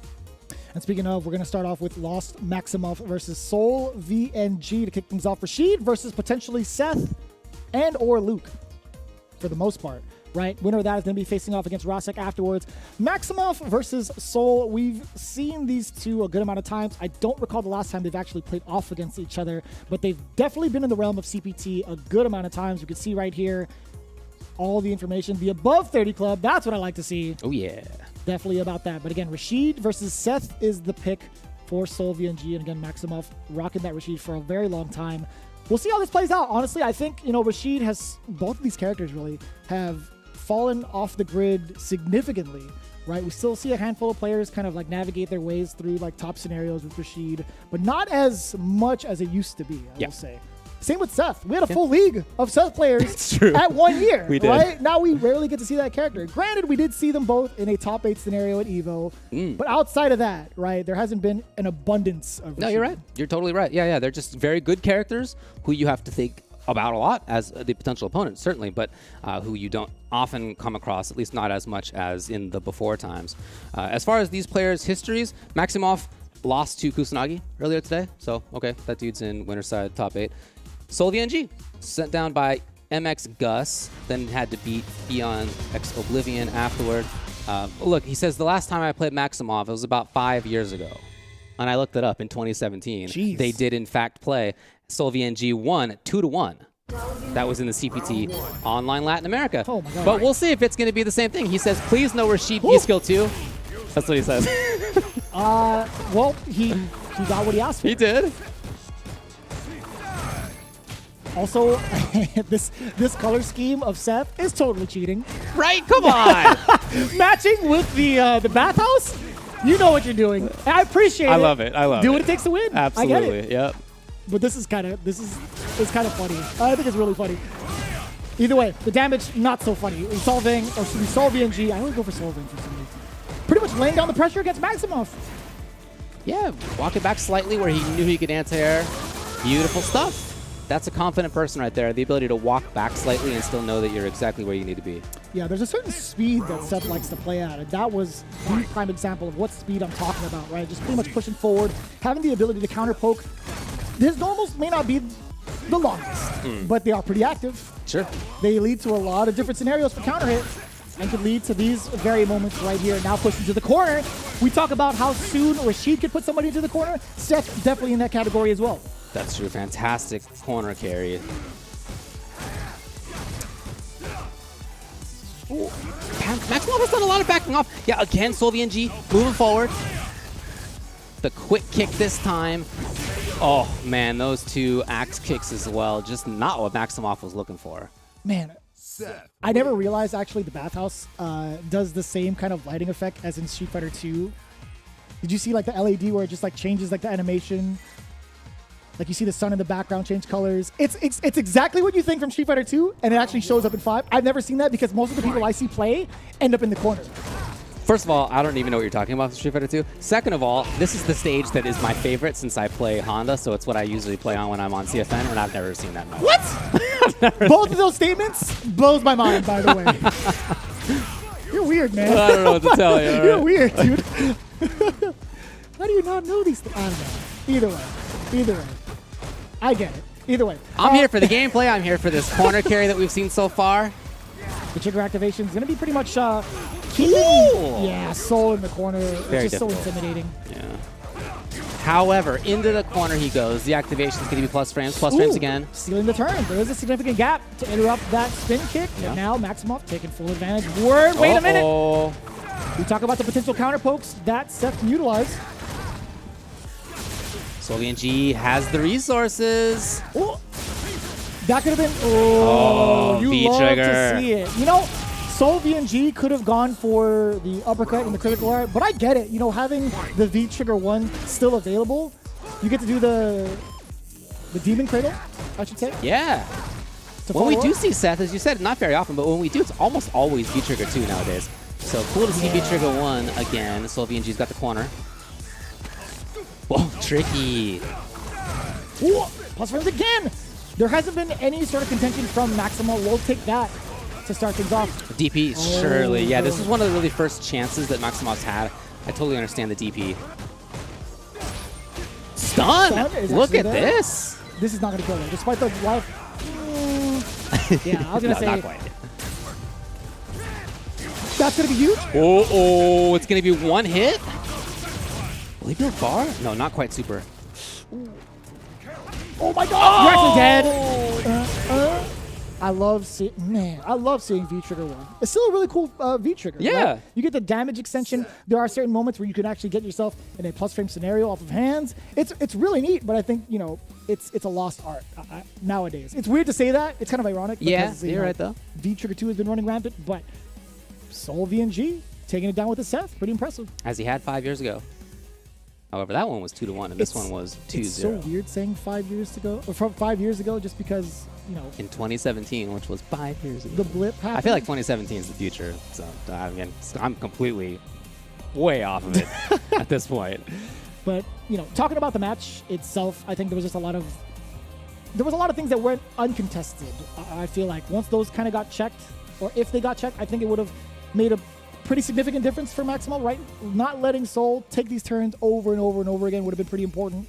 But as it stands right now, again, once Soul got his opening, he made the damage count more often than not. Whether it was like a counter poke scenario, any sort of like punish scenario. I don't think he got a lot of punishes, actually. It came mostly down to counter poke scenarios, counter it into conversions. Absolutely right. So not going to work out for him, and we're going to move on. Into Fulgore, I'd love to say MK2. I always think it's like Mach 2. But going up against Uriel, Velorio, both of these names we've seen a good amount of times as well. Kind of curious to see how this is going to play out because Uriel has been using 3 characters in rotation as of late. Right. Ken, Cody, and Lucia. I talked to the producer in the back. I was asking him, I was like, do we remember what character Uriel might have used? Because I thought it was Cody. But that could have been from like my CFN research. But I think he also mentioned like Ken was the last used character from the most recent CPT that he was a part of. It is what he was saying. And Ken is the character that shows up right there. We'll see. Wow, 21 years old. I thought he had been around longer. But shout outs to Uriel Velorio, 21 years old versus the 34. You know, we've seen a really good range of ages, as we tend to, I think, on the CPT. Very commonly to see about 20 to about 40. We had seen 39 a couple times already today. So that's how it goes. Anyway, let's hear what we got from the players. Fulgore MK2 says, a little nervous. I didn't think I would make it this far. Considering his path, what did he go through to kind of make his way into the top 16? So he actually lost to himself earlier on. The letters D and Q took him out. And since then, he's been... That's a 10-0 matchup, man. That's a tough one for sure. And since then, he's been making quite a long road, in fact, on the way through. So he hasn't, like, lost to any humans, which is a pretty good start. Not bad. Yeah, absolutely right. And we're talking about the World Warrior events that are going on worldwide. Of course, there's one going on in this region too, in Central America West. And in the last one, Fulgore MK2 got 4th place. So it's not like he's coming into this having done poorly in recent events. Yeah, no, that's fantastic for him. In fact, of the players who are in this tournament, the only one who did better was Todokai, who got third. So it's, a good start for him, good way that he's coming in, but he does come into this versus Uriel Velorio, who got 4th place in Central America West 1 and 17th in Central America West 2 last time, and has had success in other events as well. Somebody who has had, stronger, significant tournament experience, or success at least. Yeah, so I'm looking forward to seeing what the character is going to be used. If it actually is going to be sticking to the Ken, it is? Okay, great. This is also what I want to know when it comes to Fulgore and the way that he plays. Being the Akuma loyalist that he is, I feel like he's been taken down a notch significantly. We don't see that many Akuma players at all, right? It's all the loyalists. Even Tokido doesn't even use it. You're absolutely right, yeah. Like the murder face, right? Doesn't use Akuma anymore. But you see it right here. We're going to see exactly what he brings to the table. And I think still, man, Ken is so explosive. Ken's very strong, no doubt about it. Will that stun? In fact, nice calculations by Uriel Velorio, who doesn't quite kill. This character's so cool, David. Okay. No pun intended. I know, I get what Ken's about. Plus frames after that, yes sir. That's a really interesting position because again, that dash not being checked could have led to a big opening for Fulgore. It's just still pretty intimidating. That was a huge life lead to try to catch up with. Misidentified. Here's Fulgore, MK2. Pressuring. Oh, jeez. We'll take that. Absolutely. That keeps him honest. Like you can't be trying to get these frame traps if he has an uppercut loaded. More Rochi PC. That was so good. Nice. I love it. I love seeing that. The heavy DP past the fireball. Back throw. Hey, yes. We couldn't really convert. Yeah, beautiful stuff. Just great cage right now by Uriel Velorio. Plus frames here. Fulgore stays still. Look at the movement. And it's so tough to contest against now. Uriel taking advantage of the range that medium touch has, being able to actually get a Tatsu off of it. So watch out. Fulgore, oh boy. Yeah. Oh, he was so confident in the walk up. The movement is what sticks out in my mind from Uriel Velorio. He just was so hard to get a read on. Where was he going to be? He backdashed, he forward dashed, he ran, he was jumping. And all of it in ranges and timings that were very difficult to expect and very difficult to deal with. In his fact about him, he says he's been playing since he was 13. We've seen a lot of greats come out in the realm of Street Fighter at such a young age, right? Justin Wong being one of them, Filipino man, another one having those kind of stories. Uriel looking to make himself known in the same fashion. Already off to a great start. Fulgore looking to pretty much round it out. Oh, even that trade's great. Ooh. Look at this. Everything's going right. Towards the right of the screen as well. Even if he didn't get the corner, he was still busting up Fulgore. That machine is getting shut down. Uriel now at match point. Ooh. A little awkward of an exchange. Again, giving every look to his opponent, every different angle that Ken has. Uriel's coming at. And now you know that you can't get hit by any of these errant pokes. They're going to be confirmed. Ooh. Oh! So sneaky EX uppercut. No, regular uppercut. He wants to get the stun. Back roll, do it. The overhead does get denied. Fulgore with buttons on his wake up. Oh, here we go. Got up chase. Dashes a bunch. Forward throw now. What happens? Does have the trigger still. Could lead to a gang of damage or just a way in. No check on the run.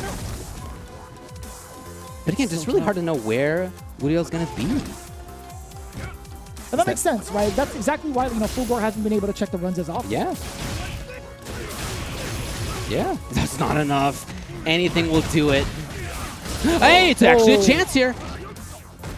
It's a chance. Still plus frames. Okay. Is it going to be enough? No. Okay. Word. Okay. That could have been scary. Yeah. A slight miscalculation from Fulgore. No problem still. Living to see another round. There's the check. Man, as this goes on, maybe he's settling down a little bit. He's just looking better. Again, 4th place in the recent World Warrior. Man, it's so tough. Checking the movement against Uriel. He's going like a mile a minute. But Fulgore still trying to reclaim his pace a little bit. Now the fireball being a problem. A reaction from near, 3/4 of the screen? Look at him. He's just pressing all of the buttons. Yeah, he sure is. Worried about DPs. He backed off slightly. Man. No check on the dash again. The low, no confirm. A little bit difficult to get that HP, fierce DP from that far. Well, he has super now, and that might kill on this Akuma. Oh, tricky! Fulgore did not bite. Knockdown comes. Chase! That Here we works. go! He needs one more. Two more. Now the guys have to get Oh, checked. That's no! huge. No, He guys! also Settle it dropped it. down. Settle it down. Keep it down back there, David. Keep it down back there. Uriel still checking the movement against Fulgore. Caught him standing up, the low medium kick. And still, even if that was blocked, it would have been plus frames regardless. Uriel eliminating Fulgore MK2. That was such a scramble at the end. I feel like we've all been in those situations, those big scrambles towards the end. You know, there's a lot on the line here in the tournament, right? This is the match where you go home or not. And fortunately for Fulgore MK2, he had the error. So did Uriel Velorio. But in those kinds of situations, I feel like the better character to have is Ken. That's the character among these two who in scrambles just better takes advantage of those moments. And Uriel's the player who did better in them as well. I was expecting Ken to kind of be like the winner in this matchup, but not in this fashion. Uriel, again, just showing off the movement that he has with this character can be so unpredictable and so hard to keep up with. Like Fulgore, he was trying. There were certain instances where he got away with, or excuse me, where Uriel got away with like a lot of jumps, a lot of dashes. Fulgore tried to check him with a couple of fireballs. That also got read a good amount of the times. Like when you're talking about mid-screen and trying to stop that approach initially, you think about the fireball game because Akuma's not going to have the normals to stop it. As it went on, I felt like there was more understanding and strength on Fulgore's side. But look, it's the first of two, and you got to be quick on the draw. And if you're not, then you're not going to make it happen. And so unfortunately for Fulgore MK2, he's got to go find another fighting game to play. And for Uriel Velorio, it's going to be versus Chontecas in the next round. I actually can't believe that was 3 matches already. I mean, yeah. Now that I think about it, so when we came back from break, I believe we started it off with a 2-0. Then you could see down from the loser side, another 2-0 from Seoul VNG, 2-0 Uriel Velorio. It's just been going in. All the action does not stop. But it is what it is. We have to stop just a little bit and take a break and talk about what's to come very soon, TM. Going into it, the Capcom authorized mobile game Street Fighter Duel is now available for download in China, with a global version coming very, very soon. The epic legend is reborn on mobile. Download Street Fighter Duel now, and let's fight for each other and join the journey with millions of players to become the best fighter. I've been looking forward to it. I think every single person that I've been on the desk with possibly has been looking forward to it because I'm a big sucker for mobile games. Yeah, I definitely hear that, and we'll see it soon, I'm sure. Soon is also going to be CPT South Africa. Coming up pretty quickly there, as you can see on your screen. Brazil will be after that. Then we have Nordic Baltic after a little bit of a break. But the very next one will be South Africa. So if you happen to be from the South African scene, please head on over to CapcomProTour.com. Make sure that you register and play. I would love to see as many players as possible in that event. We've seen that in the last couple of years on the CPT, and there really is a strong scene there. And I think they're the best players in that scene. I feel like can hang with the best players from a lot of different scenes. So I'm very much looking forward to that. Again, that's going to be August 27th. If you're there, registration's still open, but it will be closing soon. So get in while you can. And again, there's just so many events that have been going through the CPT, and it's getting closer and closer to that big dance. You guys do not want to miss it. South Africa, Brazil, Nordic Baltic region. So much more to go through. Those are the next 3 events that you could look forward to. In general, we are going through the top 16 of losers. We're still slowly trying to figure out, well, I shouldn't say slowly because it's been 2-0s all across the board, right? Slow down a minute, please. In fact, let's take a break. We'll be back with more Street Fighter V action. Grab some refreshments. We'll be back with more Street Fighter V action here.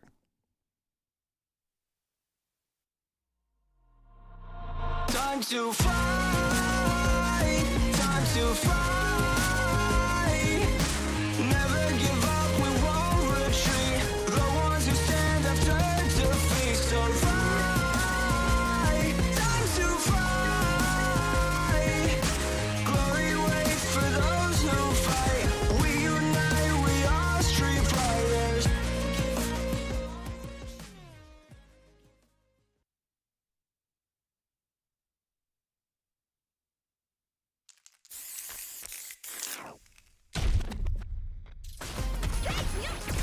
You call, I answer.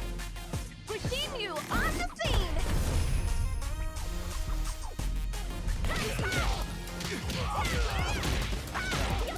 Man, come on, I'm ready to go. Calculated.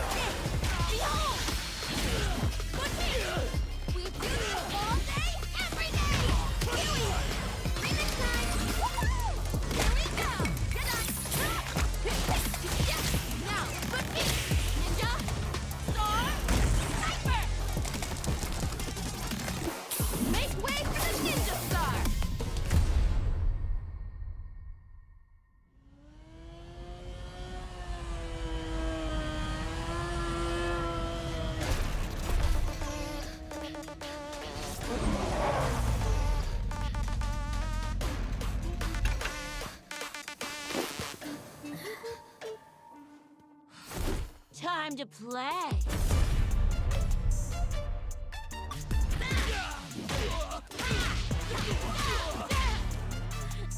You gonna keep me waiting, babe?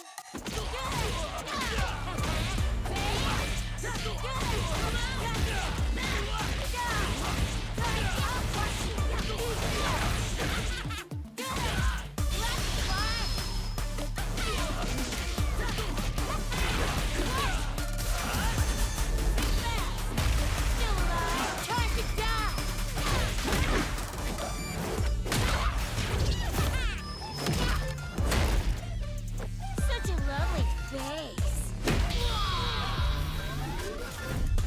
Stop, kid. You're killing me here.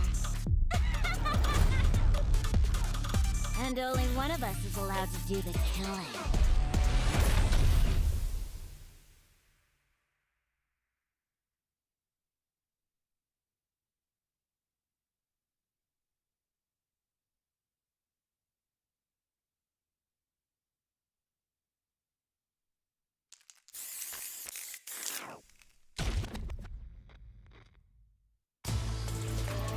No, I got you. Let's go.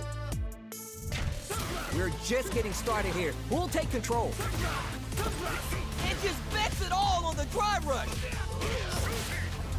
Solid anti-air. No resources to work with. They gotta do this the old-fashioned way. Wow, that took off a chunk. Wow, punish counter to save the galaxy. Woo! I've seen a lot of fights in my day, but nothing even comes close to this one. Let's go. I'm sure you're expecting a Chen reaction. Man, they just know the spacing way too well. You gotta be careful with this pressure. You know a prey is most dangerous when they're cornered. They're ready for the anti-air. That jump is too obvious. Oh, okay. That one hurt. Oh, here we go. Is it gonna kill? Is this gonna kill? Let's go.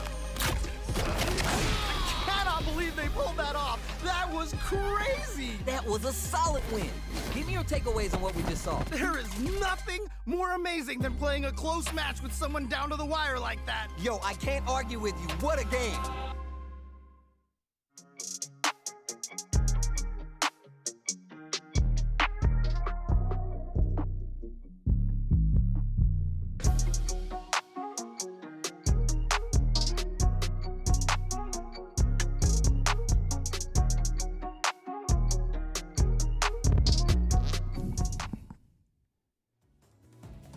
We're back on the CPT. We've been taking a look today at the Central America West region. We've seen players from Mexico. We've seen players from Panama. We know that at least a couple of those are each in the top 8 because we've had already decided our winner's side top 8, which means that all we have left to do is the last round and a half of loser's side. That means we got a lot of great matches coming up. My name's Ultra David, and I'm here with Vicious. Yeah, we got two more sets of players to go through. The first round of losers, if we could take a look at the bracket.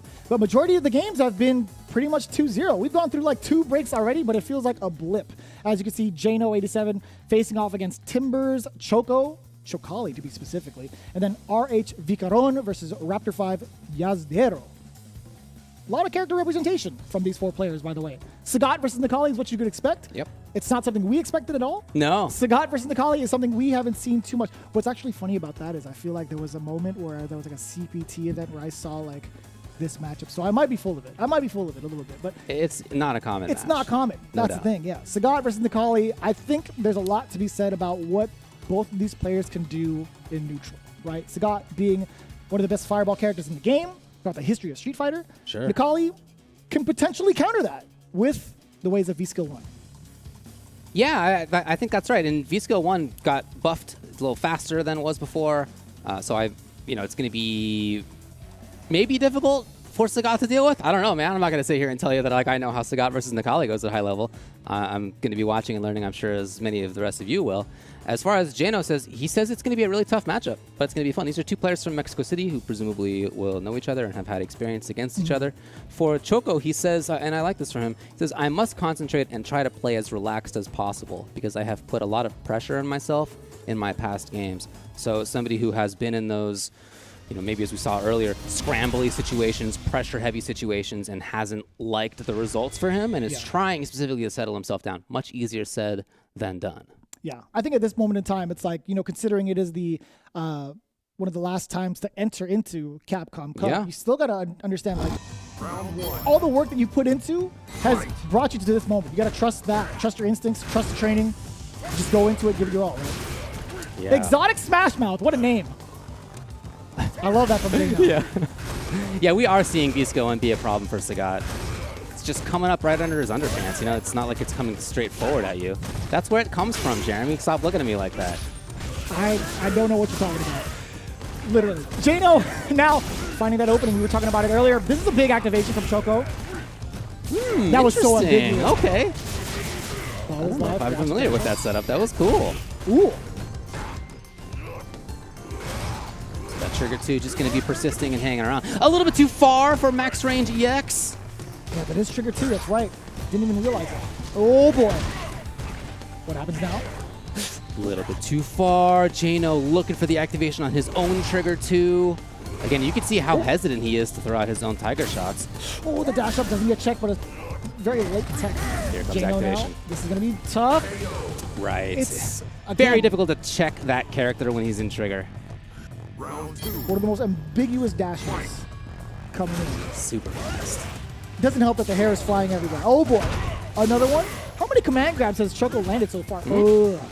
Again! Not being able to contest the dash. Wow. I love that whiff punish from Jano. Getting great damage out of it. Getting right to mid-screen. Oh, no. Well, set up there. Overhead. A little bit more. Can he get his own stun? Look at how many medium punches are coming in. He is so patient right now, though, knowing that he was not at range of grab at all during that time. Here he comes. Oh, still not going to be enough. I don't know if Jano could potentially kill off of a single hit. Yeah, it'd be close. But I think Choco can. That time the check did come. No contention against Sagat. Scary whiff. Choco backs off. He could be right back in at any moment, and Jano knows that he is not throwing a single tiger shot. Oh boy, this is the range where Nikali gets to excel. You can't even throw a fireball. No. You're going to get traded off. Exactly, because you know where that comes from. Is that into super? Is he there? No! Here he is, though. He's got another chance. What is happening? Oh, didn't no. end up taking. Oh, no. Not like this. Please. Unfortunate how that worked out for Sagat. Oh, man. You can see how difficult it looks like for him to play neutral in the match. Yeah. There's just is the V skill to worry about. There's jump into early fierce. It's hard for anybody to answer. You got to be really fast. Dash is hard for anybody to deal with there. There were just so many instances, David. But there were so many winning scenarios that Jano had. It wasn't like, you know, Dr. Strange was only giving him one. There were just so many available options. And Choco back on it, taking full advantage of the unchecked dashes, now makes his way to getting within range of the command grab. His Excellent. first one he's thrown in like 30 seconds of gameplay. Oh, everything just went down there. Choco maybe kills here. Send it. Oh, doesn't even have to. Does this guidance, what was that, jab version, still able to take out the rest of the life bar? Match point, Choco. Yeah, Jano even said in his quote, it's a really tough matchup. That was his view. That was so ambiguous. That Still was knew where to cool. block. Yeah. I mean, again, there's clearly familiarity here between the players. Here we go. First extended offense. He's got the corner. In fact, is he going to be worried about, well, maybe not DP, but good enough for Choco to escape the corner. Oh, boy. You're going to watch for that command. Oh, grab. boy. You're going to watch for it. Uh-oh. Oh. It's got to come, right? Yeah. I was just waiting for it. Watch out for the command grab again. Okay, that could have been to stun. Hey. Excellent time to bust out that fierce. Gets the trigger full conversion, but more importantly, out of the corner. He holds it. Is he hit, though? Yes. It's enough? Wow, Jano survives. It's a different story if it were actually the unblockable. Choco actually got caught because of the activation. His activation got punished, so he does get the full damage. Yeah, set up there. Oh, no! Didn't believe in the counter hit. It's off on the draw. Oh boy. EX command grab, uppercut ender. Just killing Jano. Watch out for the grab. Oh yeah, now he's setting up the layers of frame traps. Yeah, but the grab still comes. Uppercut! You know it. Worried about uppercut from Jano. Here comes activation. And Choco's just out of there. Back to, by the way, a pretty comfortable looking spot for him as well, where V-Skill is still the threat. Yeah, we see that trade-off. Choco can do that pretty much all day. Hold that's fine. Look at them. Yeah, not too much not a damage. lot, absolutely. Uppercut. Oh, that trade combo could do. Yeah, it's He needs more. EXDP comes out. Finally, Choco swings as he's on wake up. He had not done that before in the set. And he's going to take that 2-0. Again, you could really tell, again, both players, Mexico City, you could tell that there's a lot of familiarity there. But Choco's the one who ends up on top. Yeah, I do see what Jano was talking about in terms of the matchup. But at the same time, like you were saying, there were a bunch of jumps that weren't dealt with as maybe they could have been. There were dashes in that weren't quite dealt with. In fact, there were opportunities offensively for Jano as well where he didn't quite get maximum situations either. Unfortunately for him, that is going to be the end of the road. And I now realize that I should have highlighted this before. His very first match of the tournament was against Choco, and he lost. No way. Yeah. That's... So this was the run back for Jano, and he gets double elimed by Choco. Unfortunately. It's one of those instances. Oh, I love this, by the way. It's one of those instances where, like, you know, you hate to go against the double jeopardy, but at the same time, it's like, well, I know exactly what to expect, but I just think, you know, Jano was a little shook in regards to what had probably happened prior, because again, you see another swift 2-0, and you can see a lot of like comfort in the way that Choco had dashed up so many times in game number 1. Even throughout game number 2, he was still finding those spots to dash up in Jano's face without any sort of contention. That is something from the familiarity of the first encounter. That had to be like spoken from the familiarity of the first encounter that they've had. But it's going to be how it plays out. Choco now is going to be facing off against Orangu in round 2 of losers. Before that, we have Vicaron versus Yasudero. That's going to be potentially Luke or Uriel going up against Akira. And I'm very excited to see this, by the way. Yasudero is a name that we've seen a good amount of times in the realm of CPT for Latin America in general. This Akira has been sharpened up for this very moment. I'm really excited to see how this is going to play out against Vicaron. Vicaron's Uriel also a problem. Yeah, 2 players who had some similar results last year. Vicaron, 9th place at Central America West number 1. So was Yasudero. They both got 9th place there. Yasudero also got 9th at Central America West number 2. However, Vicaron got 2nd place at that event. Anyway, let's see what Yasudero has to say. See, he's got the Akira there. Yes. Absolutely, she is. Akira's going to get away with it? She's going to get away with it. Going to get away with it? He also says in his fact about himself, I always main mix-up characters. Heavy mix-up characters. I don't think... Is that right? I don't know, actually. I'm going to have to take a look at the history. I feel like Akira wasn't really, like, the main tool for him over the years, but, I mean, like, starting to find that familiarity with her. And, more importantly, I think with Akira, I want to know which trigger is going to be used. I don't know if it's going to be the Daigo one, because if he is a mix-up heavy person, Daigo would have to be like the choice. That's, I mean, for sure, great mix-ups there. But with the other trigger nowadays, I feel like there's much... It's basically a new trigger this season, right, compared to last season. And there are so many more opportunities to confirm with it, to play tricks with it, to get plus frames and situations. A lot of plus frames, yeah. So I like that a lot. We're going to see Akira, as we expected, versus Luke out of Vicaron. I think it's the first Luke we've seen thus far, right? There was potential for another one. No, actually. Yeah. It could have been in the loser set from Seoul, but that was going to be Seth. But this is our first Luke appearance. Vicaron also says, Yasudero is a really good player, but no matter who it is, I'm going to win. I don't know about this matchup, though. Luke's got so many strengths, right? But one of the things is that his buttons aren't quite as rangy as some others. And in this match, Akira's buttons are going to be more than outranging. Yeah. I think Akira is going to have a better time counterpoking. I think Luke, again, most of his normals push him out so far. Yeah. It's very deceptive because we're not used to it yet. But Akira has more than enough tools to deal with that. Okay, so the bro comes out. Again, the mix-ups, I think it's more important to think about like the high-low mix-ups, the left-right mix-ups with this particular V-trigger. V-trigger 2 leads to like what, plus frame scenarios for sure, but yeah, no, you're right. The left-right mix-ups a little bit more daunting. Yeah, I'm with you. Vicaron trying to make something happen, backing off to a range where he can control, but he does need to deal more damage. That's the range where she could actually park and wait for a fireball to come out to roundhouse uppercut through. But I don't know if that's going to be the way it closes out. Yasudero still moving within a range to probably with punish a fierce. Maybe a medium punch? Almost on super. Gosh, yeah. Ooh-wee. Yeah. That normal. Again, you have to use it sparingly. Although Sure. it is like great in range, highly punishable. Minus. Yeah, max range there. Okay, here we go. We got on with the whiff punish. Ooh. Am I mixing roundhouse frames with heavy punch frames? Oh, I'm gonna look they're at you both later. minus. They take that knockdown. Then what? Oh! Just raw! Just raw heavy punch target combo? You can get He stunned. gets stunned. I'm not sure if he wants But that. the scaling Looks is like he's wrong. going for it. Are you going to just party all the way up there? Yeah. Is there going to be enough damage to get the minimum damage scaling off the critical art for the kill? It's hilarious to watch. Yeah, he's going to spend it? I don't know, But man. it's not gonna. That's definitely not gonna. Right. Right? Yeah, okay. Okay, I don't like the way you asked that question towards the end. Oh, boy. Anyway, works out for Yasudero after that. That would have been really messed up if it did kill. It would have been. No shot. There's no shot. That was a 50-hit combo. That was a versus series combo. Yeah. There's no way that was gonna kill. She is cool to watch. I will say that. Like, you know, when somebody has all the execution down for her in terms of how the juggles work, it is pretty cool. Yeah, no.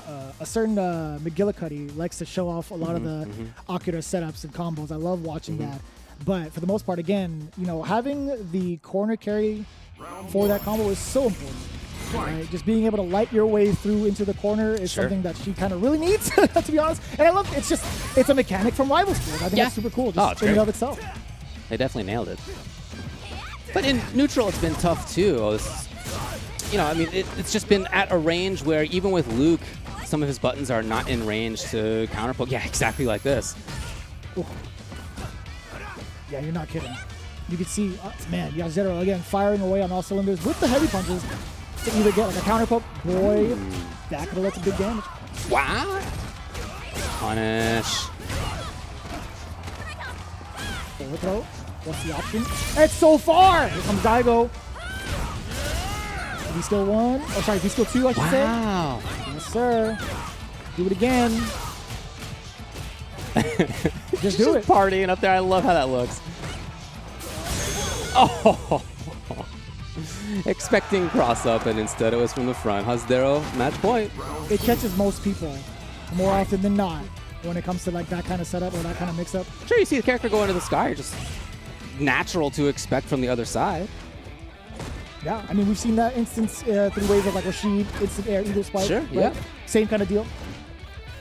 Man, and it's so potent when you have Daigo coming in as well. When you do that kind of mix-up, it's kind of nuts. But Vicaron had an opportunity, 2 dashes up, was expecting maybe an uppercut, got back to it instead. This is going to be tough. Hey, here we go. That's what I was waiting to see. Forward heavy punch as a counter poking tool against Yasudero. Bro's ready to come out. Here he comes. Ooh. I don't know. Yeah. We literally just talked about this. How do you block? And now Super's there? You're dead. You're Is actually there dead. going to be a stun before that? Come on, no! Not like this. Does he even need it though? Yeah, I don't think so. Yeah. The harassment. You know somebody feels confident. confident at ending a round when you start seeing those light kicks come out. Oh yeah. It's just like a tell, like how confident you are. Certainly there could have been counter pokes there, but hey, Yasudero had exactly the right call. If you got clipped with a crouching medium punch counter hit against Luke in that state, you would have died. You definitely would have died. So again, the confidence definitely there. There was just so many more games that Yasudero could have played had he fallen short, but didn't really care. Just wanted to move on with it. That's exactly what he's doing. We see again, just going through the V-skill. You really like that one, huh? It's just funny to watch. It is. It's pretty enjoyable though. I love seeing Akira in the spotlight a lot more nowadays. Yeah, she's and good. seeing these more often than not, I think, it says a lot about how the balance has been for this character. Then you have Luke on the other hand, again, has been a favorite amongst a lot of the top players, having pretty much that full set, like the full Street Fighter set that you would need to succeed, right? You have a fireball, uppercut, amazing normals, the amazing math behind the normals. Yep. It feels great, but you have to navigate that character well. So we're going to now move to our round 2 of losers. And starting off, We're gonna have Rasik versus Soul VNG. So for Soul having made it past Maximoff, looking pretty strong in doing so. I really liked seeing that.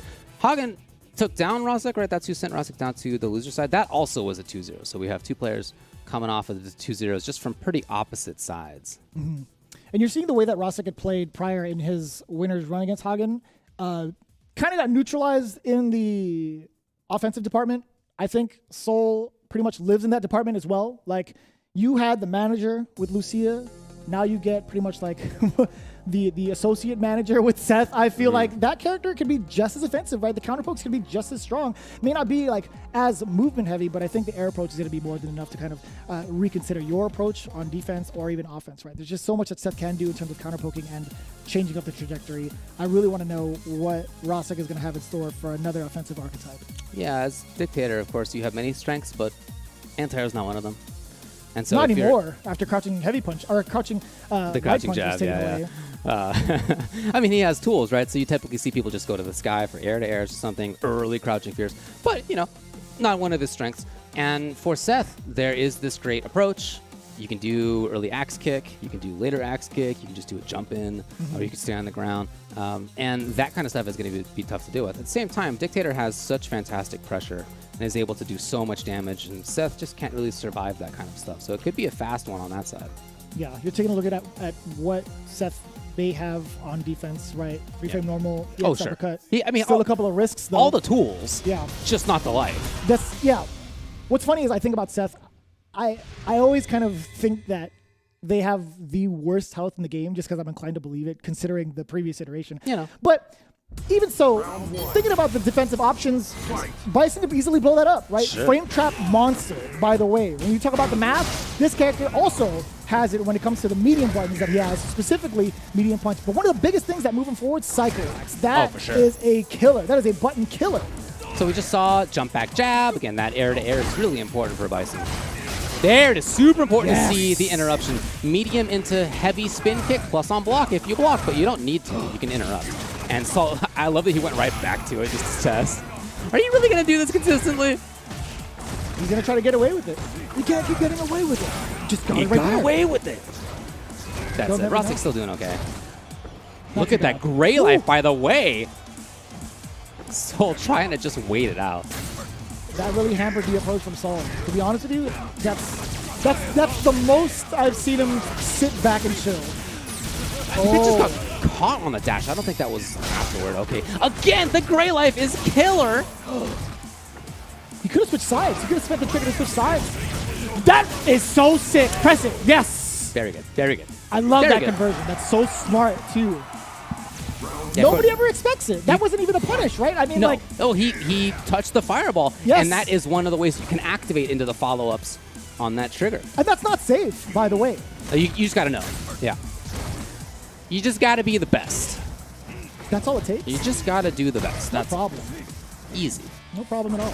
Checking with the low medium kicks a lot. Soul is looking to kind of spend the critical art, I feel like, off of that low medium kick, if he can get it. But Rasik, I think, knows. I think he has that information down pat. No anti-air is available. It's so difficult to. You can't do it against Seth as much. No interruption again! Ran into the Hecatoncheries. Forward throw now. He is occasionally doing the lighter version, so it's not like he's always doing roundhouse. But man, he is oftentimes doing roundhouse. And this is a character in Dictator who's got solutions. A little bit of an awkward exchange there, Rasik. Yeah. That's happened twice now where we've seen stand medium kick and it's been punished by sweep, which is fantastic if that actually is a whiff punish. Oh. Doing a bit of contest. Combo it! Into that. Yikes. I wonder if we get a Psycho Axe off of that. I think there was like a little bit more. Follow up, there it is. That's not too bad. The more hits he takes, the stronger he will be. Soul PNG, excuse me. What? You tried to steal the biggest turn? You saw a misstep there. There was an axe kick earlier. Look at the time now. 16 on the clock, 15 on the clock. Soul's in trouble. He's got a ton of resources, but he's got to make it happen now. Oh, he's just chilling. Rasik knows it too. He's just going to sit there and block. Take another throw. Yeah, can he do that? Rise. Oh, good block.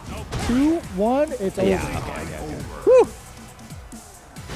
Barely survives, but that's fine. I didn't realize we're using one of the Street Fighter League stages for Japan. The Taiyo Holdings. Nice work. Forward steers. Gets the corner carry. The V shift out of there. Getting out of the potential mix that Soul wanted to put him in. Rasik now trying to get back into mid-screen slowly but surely. We saw the counter poke attempt from medium punch, or medium kick, I should say. Oh, what a catch.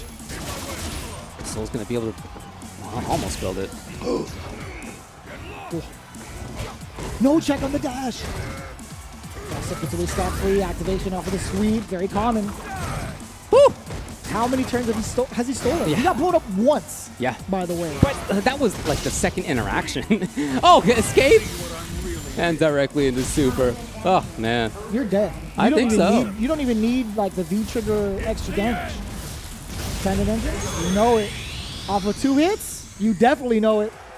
Soul VNG up 1 game against Rasik. A little bit of a slow start, I feel like, for Rasik in general, right? He hasn't really had moments where he's shown off what he can do. There was only one instance where he racked up a ton of gray life, which is like one of the biggest things that Bison can do successfully is rack up all that damage via ways of blocking and get that kind of advantage over in the corner as well. But that hasn't really stopped Soul from doing what he wants to do. That said, I don't feel like Rasik is too far away from making this happen. If you were to challenge Button into Roundhouse Tatsu a little bit more often, I feel like he'd have blown up a lot of the plus strength situations that have ended up in him taking a lot of damage while dealing a lot of damage versus Seth. I keep forgetting about that. That instance where there's so many moments where it's like, no, you have your time. Yeah, he has. It's true. Oh, big stolen turn. Love Well, it. now he's giving Soul a taste of his own medicine, moving. right? Oh, wow, okay, a tippy tip of the crouching strong. Want to make sure everything was okay. Rasik now with life lead. And this is where Soul gets to slow down again, or is forced to slow down again, but still moving forward. Man, that could have been a big punish. Yeah, way too far away. For the grab. Look, that said, Rasik in control in terms of life. Ooh. How many times has that happened? I think there's been so many instances where Soul has been called out for jumping against the fireball. And that's a classic strategy too, with Bison having to do like, you know, the stomps to counter any sort of jumps. You just gotta react to it. Huh. Word. Follow up, surely, yes. Wow, a trade? Interesting. We'll take that. I wonder what button he pressed. I'd love to know. So that was standing medium kick against medium, the spin okay. kick. Okay, yeah. So within range. So Rasik with the round, and again, I didn't feel like there was that much of a barrier between him and taking the W here. Soul VNG didn't really do medium into roundhouse Tatsu. In fact, when he was up close, he did. Okay, nice. Yeah, right. He did. Oh, That was the medium one. Let's go. He's blowing it up now. Was it the medium one? Oh, It wasn't roundhouse. I didn't get to see the way he spun. Oh boy. It's Mag Cradle. In hot pursuit, that's gonna be just fine for Rasik. He does have enough life to get himself another V trigger regardless. But the stun was the biggest factor. Yeah, sit him down. Heavy normals. Chip away. Look at the gray life adding up. Keep him contained. What happens now? Ooh, that could have been something. Hoping for offensive knockdown V-Rev. Look at this pressure.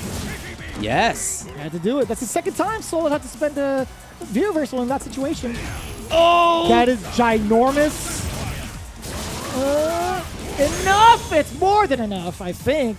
Either way, last hit. Now it's going to be last round potentially. Solving on match point.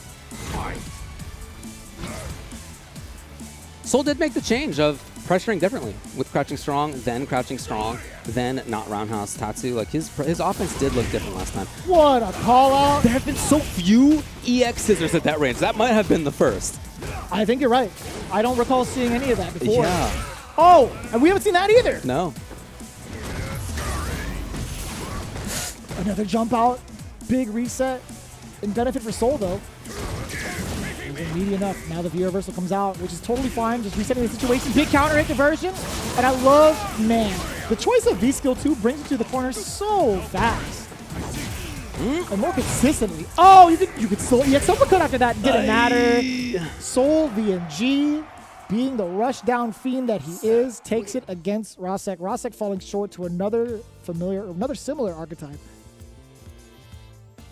So, yeah, I mean, the changes that Rasik made in that round where he did win were just adapted to almost instantly by SeoulVNG.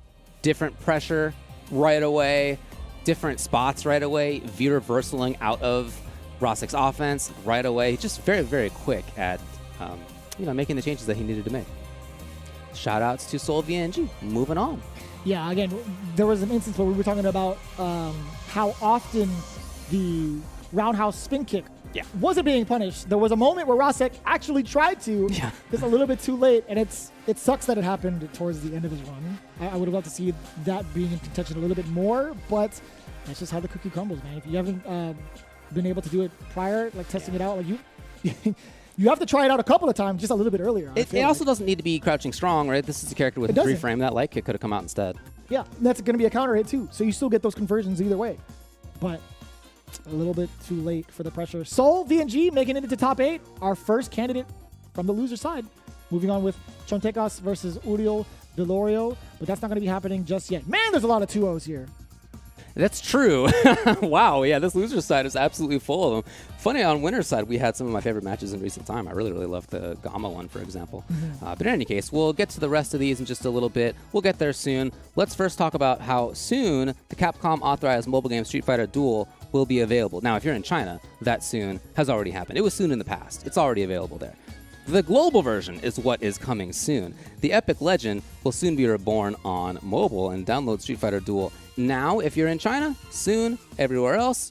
Let's fight for each other and join the journey with millions of players to become the best fighter. I need it sooner rather than later, David. That is for sure. I need it sooner rather than later. Same thing with one of the CPT tracksuits that is currently available. You know, Orangu flexed one of the colors. It's the same outfit that Luke actually has with that specific color scheme. Well, we get that coming your way. The event's winning character will unlock the following Tuesday.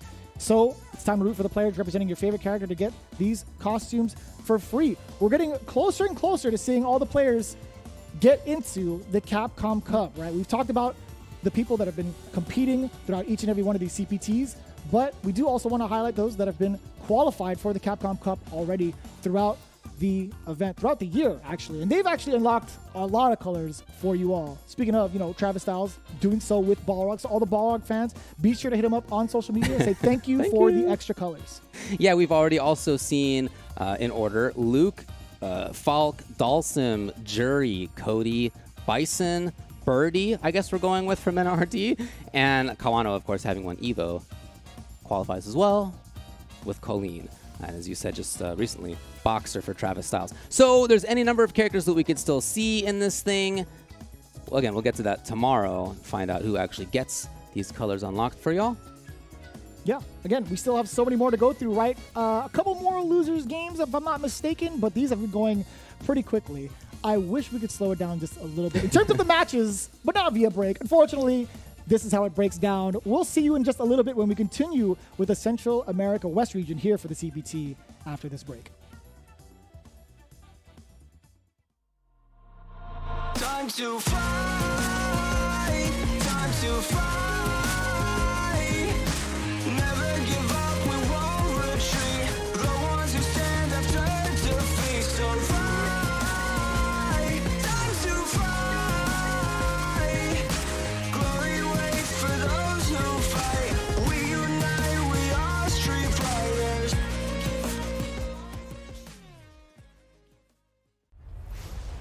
So then, you really want to go through the trouble? Fine. Oh, we caught him in air zone! Real back in the seat is like, if this is your first time tuning into Street Fighter League, where have you been? We've been waiting for you. This is Street Fighter League. Looks like I can have a little fun now. We're about to take you on a mad, wild journey. Oh my God. I was actually in awe. Street Fighter League is coming to see who is the best in the world. And I'll tell you right now, it's only the beginning. I will fight you. Gotcha, cool! Oh, wow, gotcha. Oh, that is really unfortunate. You saw that exchange right there. We've seen Sakonoko whip punish it a couple of times, but the jump bags, Kino stealing it all back from Gachiku. You can't jump in the corner! What are you doing? Oh! Yeah. Oh my God, just 1 second left and it runs out the clutch. Just teasing, just lots of tea. Get the kettle warmed up. And he gets the stun. That was nasty. It's even more an international players ball. We're getting players from all over the world. And I said it before, but we're getting the best players here to show you guys off. No time to be wasted. I think there's gonna be more than enough to jump in. I'm a chase to the sun now. What's up? Leading them out. We run now.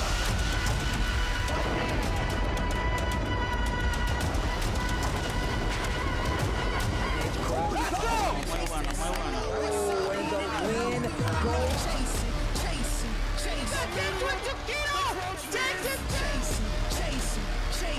There's no escape.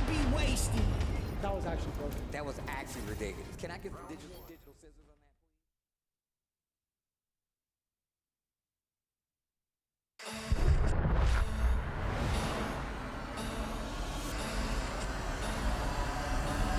that? Let's begin.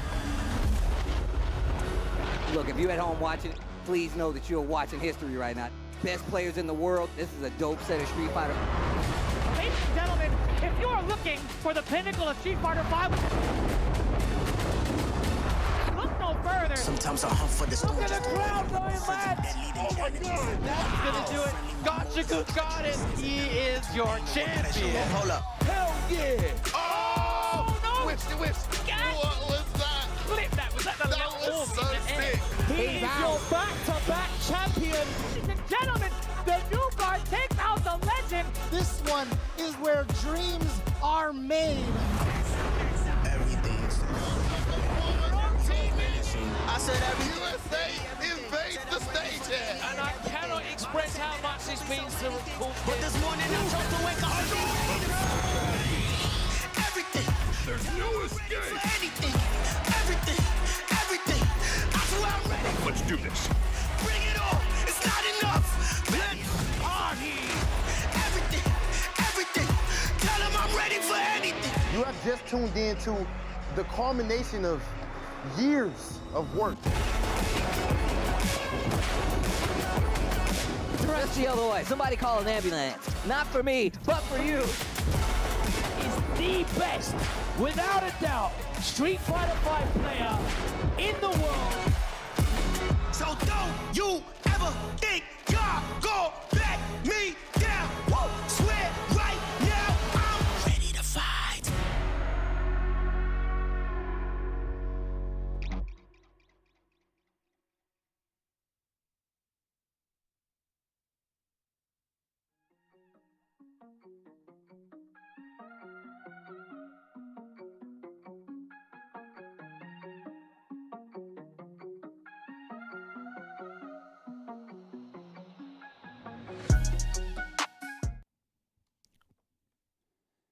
The number is 5. 5 players have already qualified for the top 8 tomorrow here in the top 16. We know that on the winner's side, we already got the top 4. In the loser's side, we've got one of them. But we have 3 left to figure out. Welcome back to the last games block of CPT Central America West. Yeah, as we can see from, actually, you don't even need to see the bracket. We can tell you straight up. There's do been it. a ton of 2-0s throughout the entirety of today for our top 16, right? 2 of the familiar faces, 2 of the favorites, we should say, that were highlighted from the pregame topics with Brian F. as well as Rob TV in No Neutral.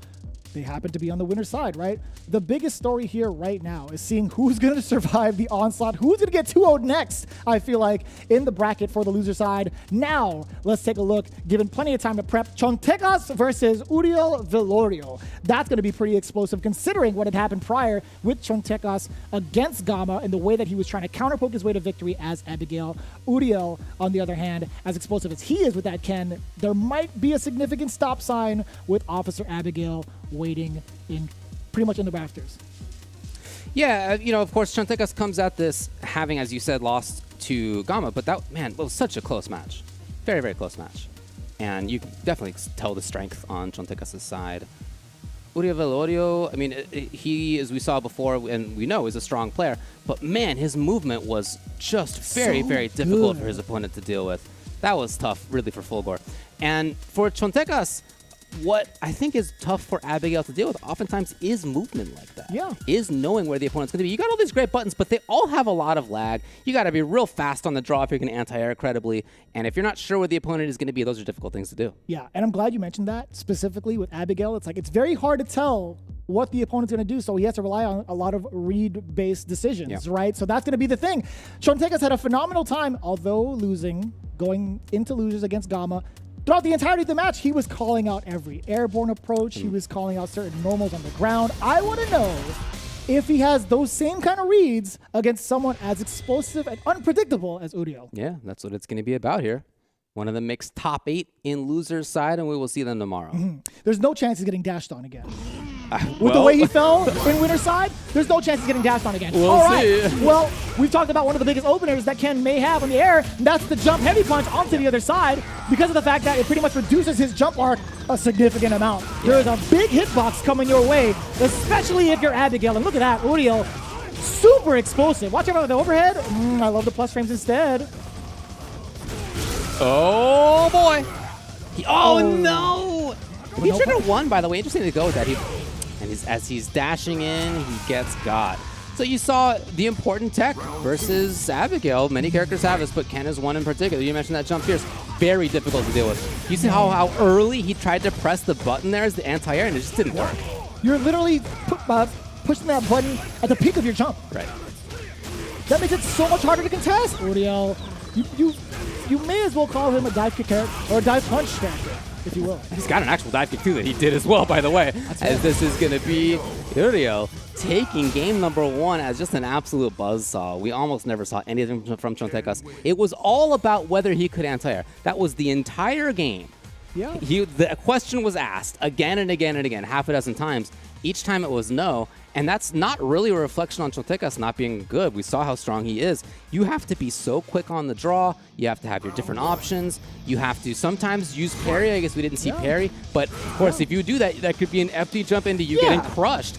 So that is a big risk to take as well. Yeah, there it is. Sometimes that actually doesn't even happen very often. Usually the chest finds the other direction.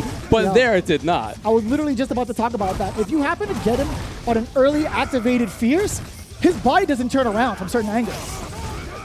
I know I've talked about this earlier with Chontecas. You have to be pretty read-based, but what happens when the other person doesn't even want to read? Like, you can't read this person at all. He wants to play games. It's so explosive. It's so explosive. This is like the slowest we've seen this match so far. Man, but it's not going to be for long. Jump. Here it is very early. Early enough to get juggle, in fact. Oh, trade off again? Oh, I thought it could be within range. You tried to double dash? There is super hit. He just built it. So here it comes. Going to get full resources on the other side. And again, not in command grab range. So you got to pester low. Yeah, just escape from Uriel. He knows he can get back in, but that's how he feels anyway. Question is whether he'll be able to. Oh, you know it. You love seeing it. Come on. Roll forward into critical art. That is a classic. That is a classic. Uriel reacted to the parry, and I love that. That was such a dangerous thing for Chontecas to try to utilize. It's like, you know, most players get counterpoked by this armor. Not the case when you have critical art on deck. All right, finally, knockdown comes. Uriel backs off and just kind of resets it. Yes, okay, important to see shutting down the dash. Reverse. Yes! Oh, boy. No buttons pressed here. Uriel, again, a lot with the movement, not so much on button presses, which is great. Fantastic on defense. Ooh. Hey, Chontecas. Ooh. Can he punish him? I'm not sure. Oh, wow. The punish on the flex? He was hoping to see a run in earlier than that. There's so much time. Yeah, there's so much time to get covered. Oh.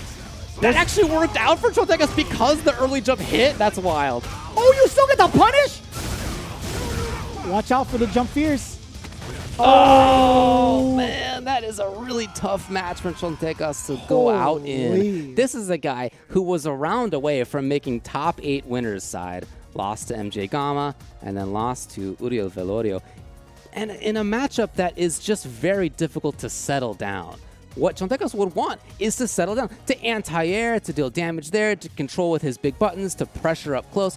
And those just almost never came up, as Uriel had approach after approach on ground and in air, and it was clearly very difficult for Chontecas to deal with. It's so interesting seeing how this played out, because on paper I feel like Abigail doesn't have too much of a bad time against Ken, but this is easily a player situation. It came down to who's got the better movement and who's got the right reads, and honestly, the reactions were super important. Uriel got away with a lot of dashes, a lot of V-skill ones. They got checked a little bit, a couple of times. Sometimes, but it didn't lead to anything super significant. A couple of touches here and there. It didn't stop him from getting that game plan going. No. But one of the biggest factors was the jump in. Jump in fierce, yeah. Characters who have that jump in earlier fierce, Ken, Nakali, like that is really tough. Really tough for not just Abigail to deal with, but Abigail in particular, because his face is at that height. It is already here, right? Like other characters, if you're small, can't do jump early instant fierce, because it's just, you're not going to be there.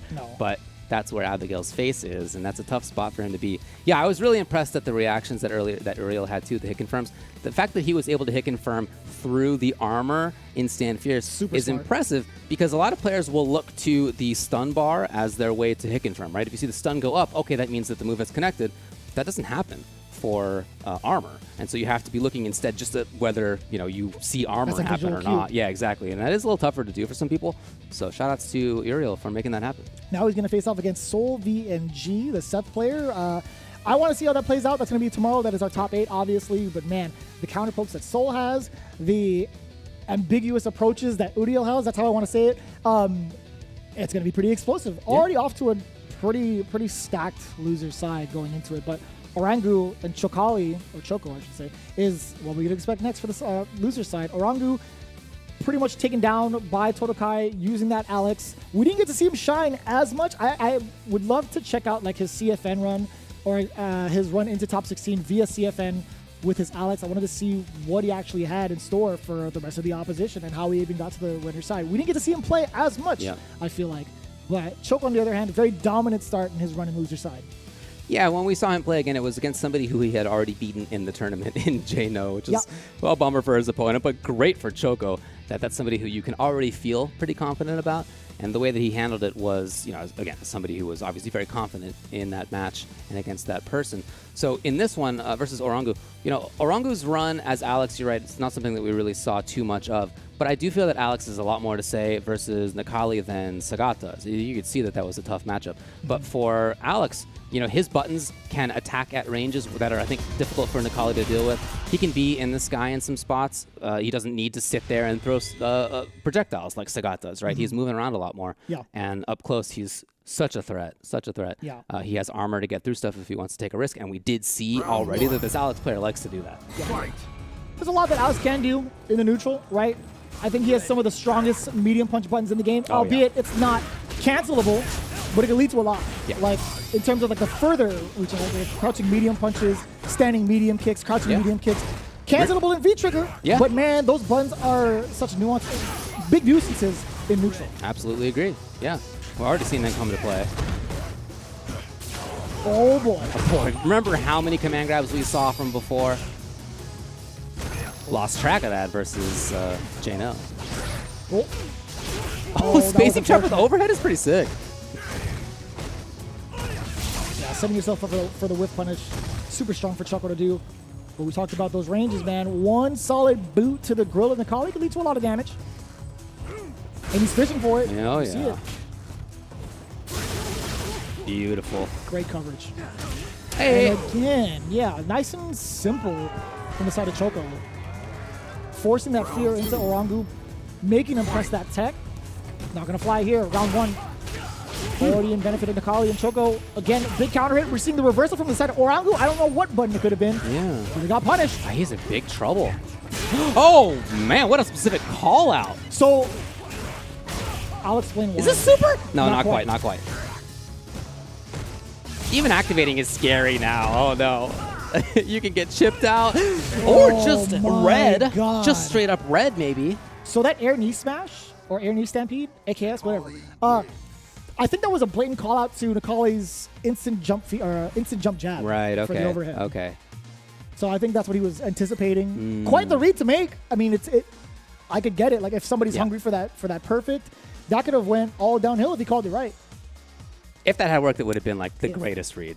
Yeah, yeah. And it would have been sick. It still makes sense, you know. Yeah. There's only certain scenarios that come out when you're near perfect. Yeah, And that could have been one of them. I would have put my bet on that. He looks like Conan the Barbarian in this outfit. That's super sick, by the way. I have not seen anybody take off the Leo mask before. Yeah, I guess you're right. I don't know if I have either. It's the hair. But I'm not just saying that. But yeah, it does look like Conan. Oh boy. Counter hit blind. There's Choco again with the command grabs. This mix has been fantastic up close. So good. Good interruption, but is it enough to get out of the corner? It is. We'll take that little by little. I do feel like at that range, there should be some control for Alex, and yet we've seen, I would say, Orangu feel uncomfortable there. Yeah, he's been swinging buttons, he's been swinging roundhouses there, and that's just been getting blown up. It just hasn't been enough of a presence from Orangu. I don't want to see him go 0-2 from his side of winners. I want to see a little bit more, and I don't mean 0-2 within the set, but 0-2 in tournament. I need to see a couple more things from this man. Show us why you made it into the winner's side. He was somebody who did not make the top 32 in either of the last CPTs. Here he is, trying to make the top 8.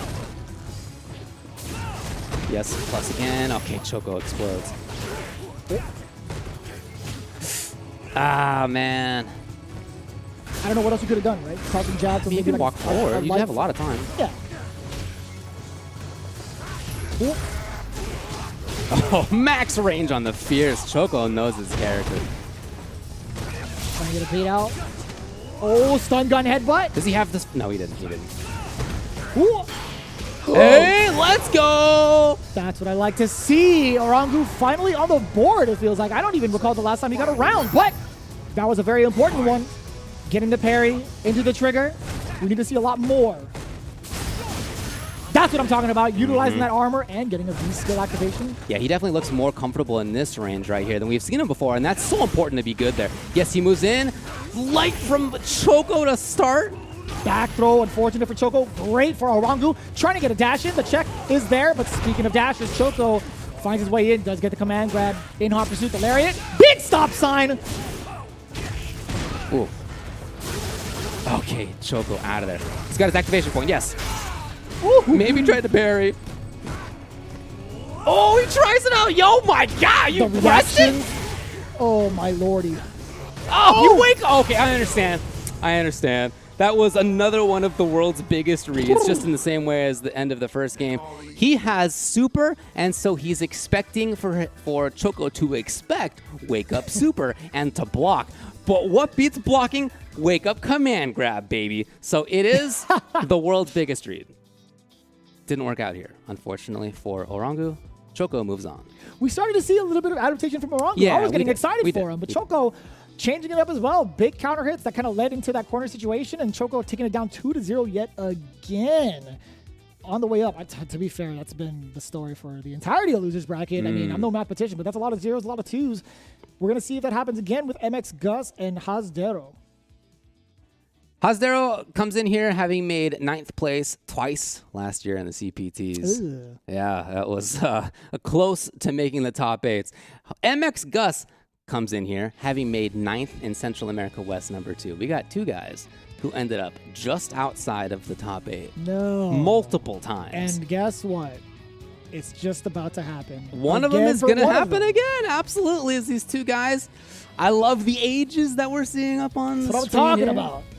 Still playing, still doing well. By the way, earlier we had 40 as well. Shout outs to everybody still playing around. And at the same time, shout outs to all the new players, younger players too. We have all the way down to 21 in this tournament. Just a great age range.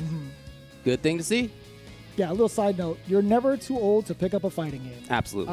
I will tell you that right now. There's so many other players within this age range and higher that have made it into the grand stage. Sakonoko, Daigo, those 2 being the 2 prime examples. Again, we literally saw Daigo in top 8. But that's not the story here. It is, again, age doesn't matter in the fighting game community. I'm with you. I'm absolutely with you, yeah. We have not reached that point yet where somebody is too old to be really good at a fighting game. And nobody knows what that range is because nobody is older than Sako who has grown up playing fighting games. It just doesn't exist yet. So anyway, sometime in the distant future, we'll find out what that limit is, but we don't know that now. We're going to move in and we're going to see Colleen come out again. And this time we're going to see Luke. I would love to see like Sakonoko play off against like maybe this kid.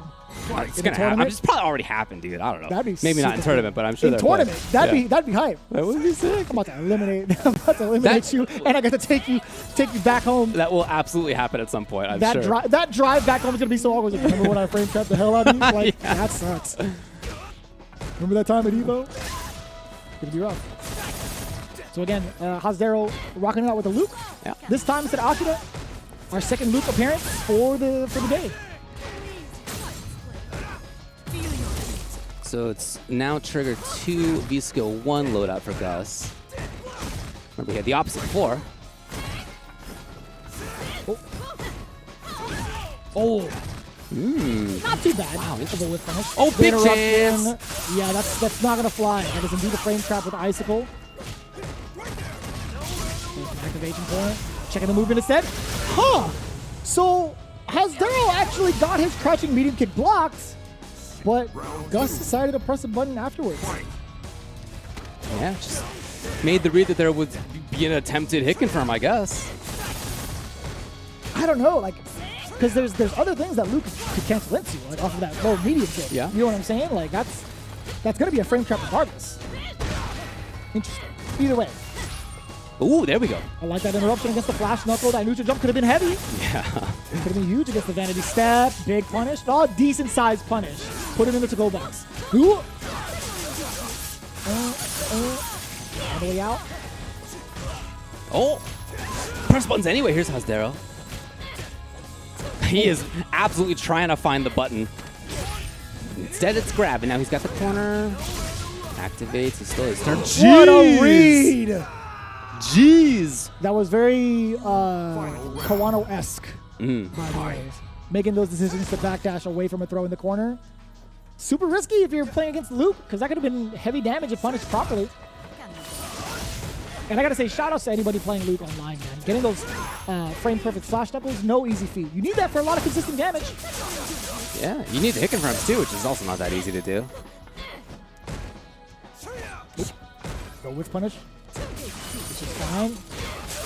That wasn't even too bad for Yasudero, just a little bit of a scramble. Ooh.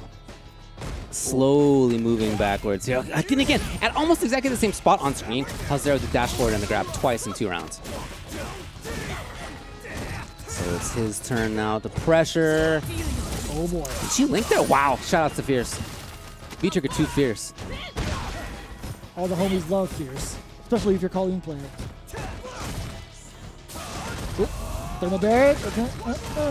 Taking the life lead, but also giving up super. Just getting rid of the trigger too. What a snipe! Yeah.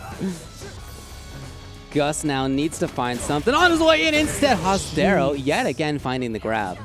He really did a great job at sensing when MX Gus was not going to press buttons. It wasn't like there were many times when Gus and Yasudero were not pressing buttons in neutral. They were very active there. But in a few specific situations, Yasudero guessed that Gus was not going to be pressing buttons, and he was right with the dash and the grab each time. There's a lot of those moments where it's like, man, this could lead to kill. It's always in those specific scenarios where some of these players get caught slipping. Also, quick shout out to Alex Lay, the voice actor for Luke. Had the privilege of meeting him over at Evo. Super cool guy, by the way, and I still can't believe he is this character here and in 6. It's super dope. I got to talk to him about this. That's pretty sick. I still can't believe I got to do this. I'm like, dude, it's from SoCal too. Oh, that's cool. Pretty cool. Let's go. Super cool. All right, speaking of super cool, now it's going to be all Colleen. MX Gus. Just jumping out of there. We'll take that. Right. Rather than grab this time. So mixing it up well, Yasudero. Now onto the grab, but was too far. Gus is here. Oh, so scary. Still the counter poke there for MX Gus. One more touch. That neutral jump could have been catastrophic. MX Gus got run into it. Either way, the back throw now, Yasudero could turn it around. It's Luke. I take it all back with a little bit of meter being built up from the side of MX Gus. Gets the back throw. Gets the first round in game 2. If you guys could find more of those moments where, where he knows that the opponent's not going to be pressing buttons. This is punish. Yeah. It would be great if we could find more grabs like that, but so far in this round, it's just not like that at all. Ooh. Trying to force it. At the cost of the bar from that far, I don't know. Ooh. The activation, no dashes here. You could go into critical art, but at the same time, why? Why would, Okay. That's a lot of damage. Freezes it. Yeah, it sure was. And stun is now an issue as well. Frames afterwards. The backdash is there for MX Gus. Yasudero still in the cold. Oh, man. If you uppercut critical art, it would have been over. Yeah. Yeah, that was very scary. Ooh, big threat now. Yeah, that could have just been into the upper into super for chip. And Yasudero didn't even spend the super, so now in final round, he's got a big advantage. I think there's one thing to note that I do want to pause on. If there's ever a moment where that situation happens, let them spend the bar. Let them get rid of it. Oh, checking again. Crouching medium kick, such an effective tool. And again, at almost exactly the same spot, 3 times. Yasudero with dash forward grab. Uh-oh, trying to do it again, but the activation still gives MX Gus plenty of time to react and punish accordingly. The throw escape. Yasudero, I would say, like, pretty much under pressure with a lot of these throws, and just spin the dash over and over again. Yeah, it's been huge. Love seeing this from Gus. Oh boy. My God. It is next hit for the win as he ends in super here, but he needs one more. He's got to find the hit.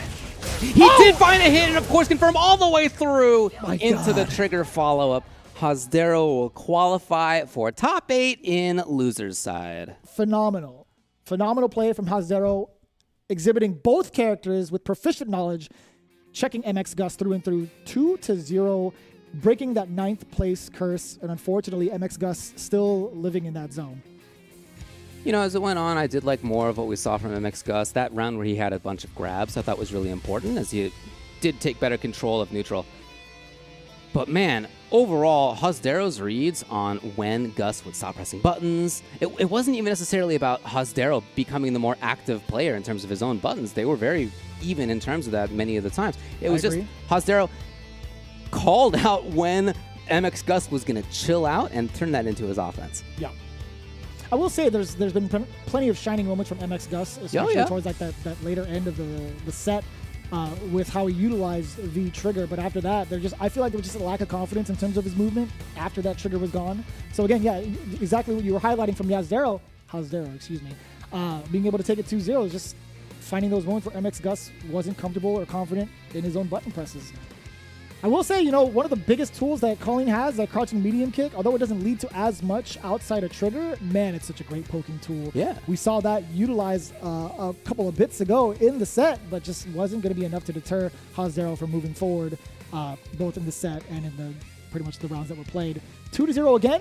We've established our top 8, ladies and gentlemen, to fill out the bottom half. Choco and Yasudero. Of course, you see SolVNG and Uriel Velorio. Big congratulations to those that have made it this far, by the way. It's still no easy feat considering the amount of players that have participated in the Central America West region. Looking at it right now, again, huge diversity in terms of the roster. You're going to expect that as well in Street Fighter Duel coming out real soon. How soon? Well, we'll tell you eventually. The Capcom authorized mobile game Street Fighter Duel is now available for download in China with a global version coming soon. The epic legend is reborn on mobile. Download Street Fighter Duel now and let's fight for each other and join the journey with millions of players to become the best fighter. Ladies and gentlemen, I cannot express how excited I am for this top 8 and this game as well. But again, there's so much Street Fighter to be had the rest of this weekend. Next weekend, though, we're going to head over to South Africa. That's where we're going to have the CPT on August 27th, the weekend there. That's, again, very next weekend. After that will be Brazil. Then we're going to take a little break, and we'll be back with the weekend after that for Nordic and Baltic. The registration period is still open for South Africa, so if you are from there, please get in. Let's play. Let's have fun. It's free to enter. If you make the top 4, you guys can get $5,000, a share of that prize pot. Of course, if you're first place, You get into Capcom Cup. You guys know how it works. You know, you've seen this. Yeah. Let's just play. Let's play. Let's get in there. Everybody, I'd love to see a lot of players make it happen in South Africa as well as in Brazil and in the Nordic and Baltic countries. Head on over to CapcomProTour.com for more info on how you can compete and register for your event. On top of that, I mean, there's other ways to get into the Capcom Cup this year, highlighting specifically the communities that have been involved since Street Fighter V, since Street Fighter in general has really come up. I want to make sure that you guys understand that the World Warrior Project is something that everybody needs to pay attention to and be a part of. Again, CapcomProTour.com is exactly where you need to go for all the details and to sign up, because again, a lot of these players that don't necessarily get to make it into the top 16 still get shown and highlighted in the World Warrior Project. That's right. Yeah, in that, as we mentioned before, some of the players who were in this top 16 made top 4 at that World Warrior. Please check it out in your region as well. Well, we're going to take a quick break, and when we come back, we're going to recap the top 16. You wouldn't go anywhere, would you? Would you turn the stream off? You wouldn't do that. And you know why? Because when we come back, Jeremy and I are both going to tell you things about ourselves that you didn't know. So make sure that you stick around. Where did we put that on the running show? I didn't know. Make sure that you stick around. Don't go anywhere. You wouldn't turn that stream off. We'll be back in just a little bit. Time to fight, time to fight. Never give up, we won't retreat. The ones who stand have turned to feast. So fight, time to fight. Glory waits for those who fight. We unite, we are street fighters.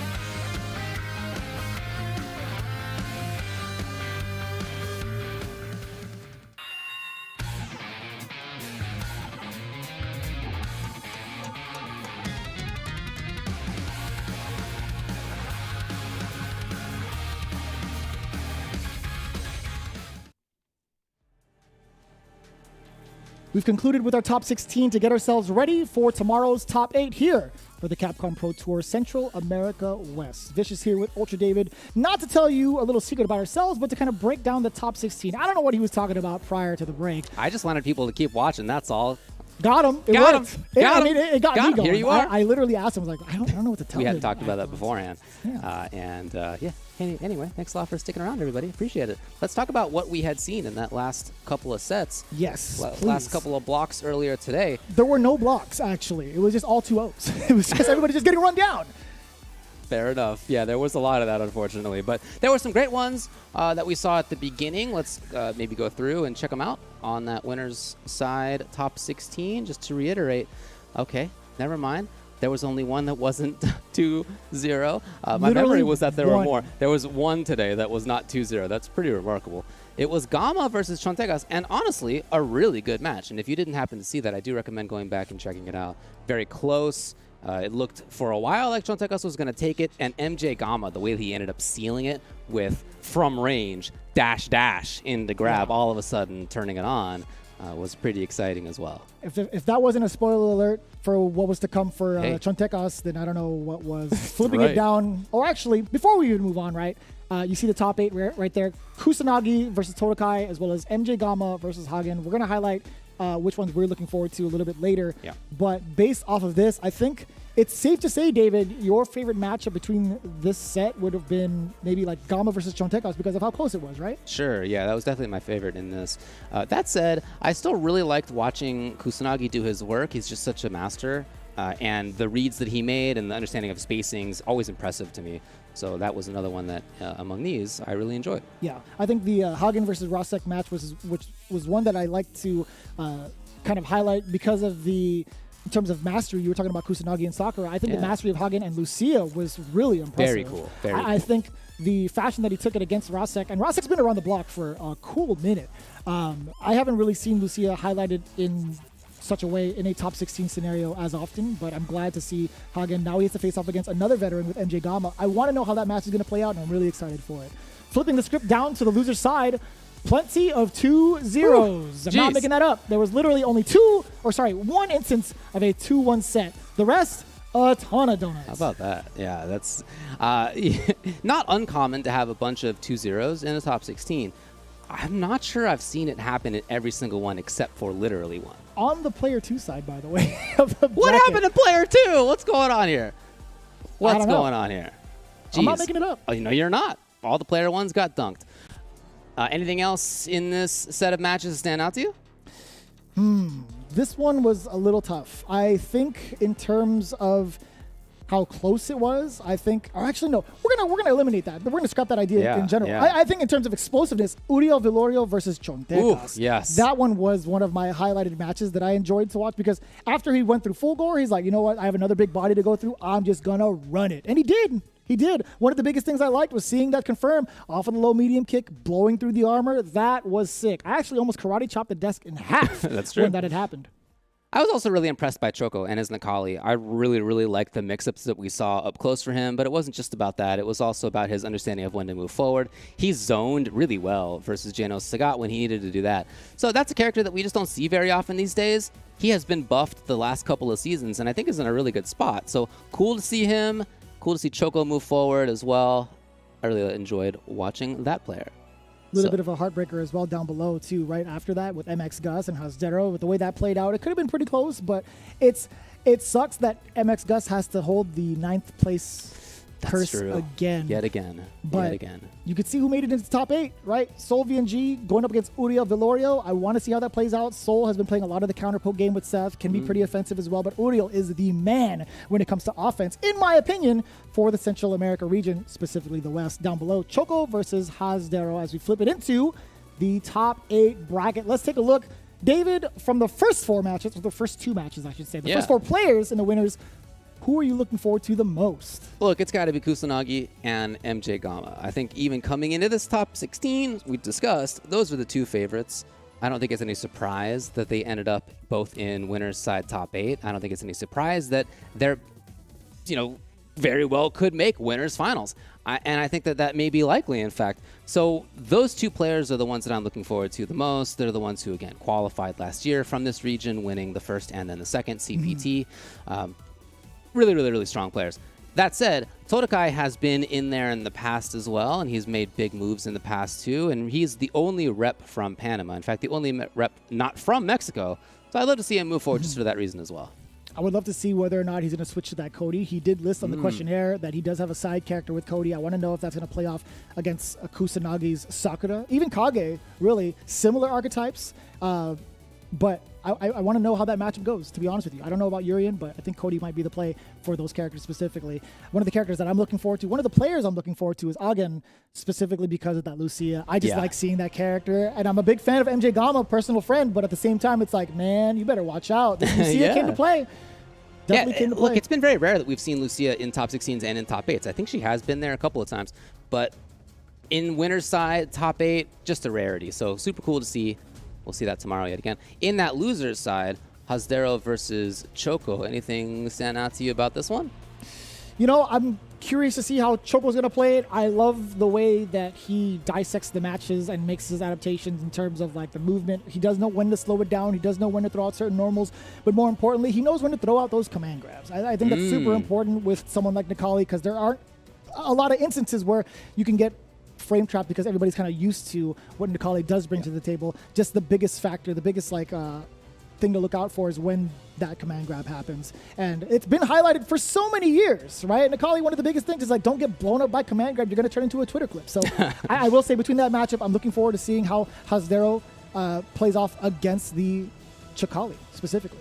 As far as that final one down there, Uriel versus Soul VNG, I feel like this could be the biggest barn burner of any of these.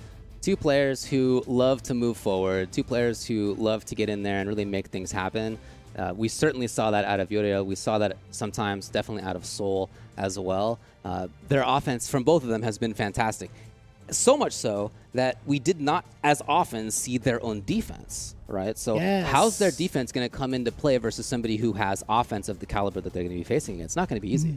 No, I think you're pretty much on the money about that. I don't think there's anything else I could really say. It's going to be who's going to take that risk to bust out with meter. I feel like that hasn't been shown off by Uriel as much. I think he uses meter primarily to extend combos, get damage out. I want to know what happens when he's put under pressure, under the burner of a character like Seth, who could put you in frame traps, steal turns away like Soul has been doing with the spin kicks, and someone who's actually risky or actually willing to bet it all with an EX Mad Cradle from certain moments. So we'll see how that plays out. I love to see, actually each and every one of these matches is going to be pretty sick. Although I will say, since it is 3 out of 5, I would hope for it to be a lot closer. I don't want to see any donuts on the board because all of these players, extremely talented, by the way. There you go. That's a little run through of what we're going to be seeing tomorrow in this top 8. It's going to be a lot of great matches. Again, you got a favorite? Name it. What do you got? Ooh, it's going to be MJ Gama. Okay, I'm going to go with Kusanagi. We could probably see how that plays out tomorrow and then, either cry or pray, cheer about it.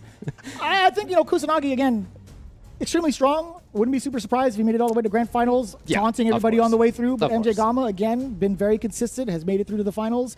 Really curious to see how it plays out. Top 8, you don't want to miss it. It's pretty much at the same time, right? If you haven't done so already, follow Capcom Fighters on all social media platforms, all streaming platforms currently available. And again, if you have information on some of the players that you've seen in the top 16 and you want to highlight them even more, be sure to hit us up on social media as well. That would be awesome. Yeah, we'd love to have everything that we can possibly say about these players. We like to bring forth their stories and, you know, make sure that we are portraying the region as well as possible. So any extra info would be fantastic. All right, that's going to do it for us today. Tune in again tomorrow at the same time for the top 8. Take it easy.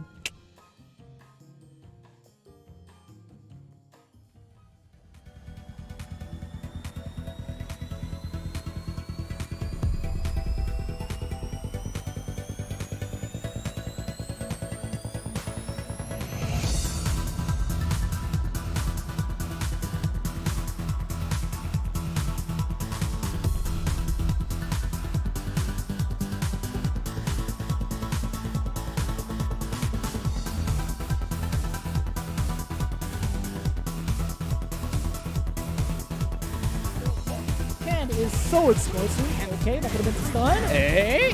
Excellent time to bust out that fierce. Gets the trigger full conversion, but more importantly, out of the corner. He holds it. Is he hit though? Yes!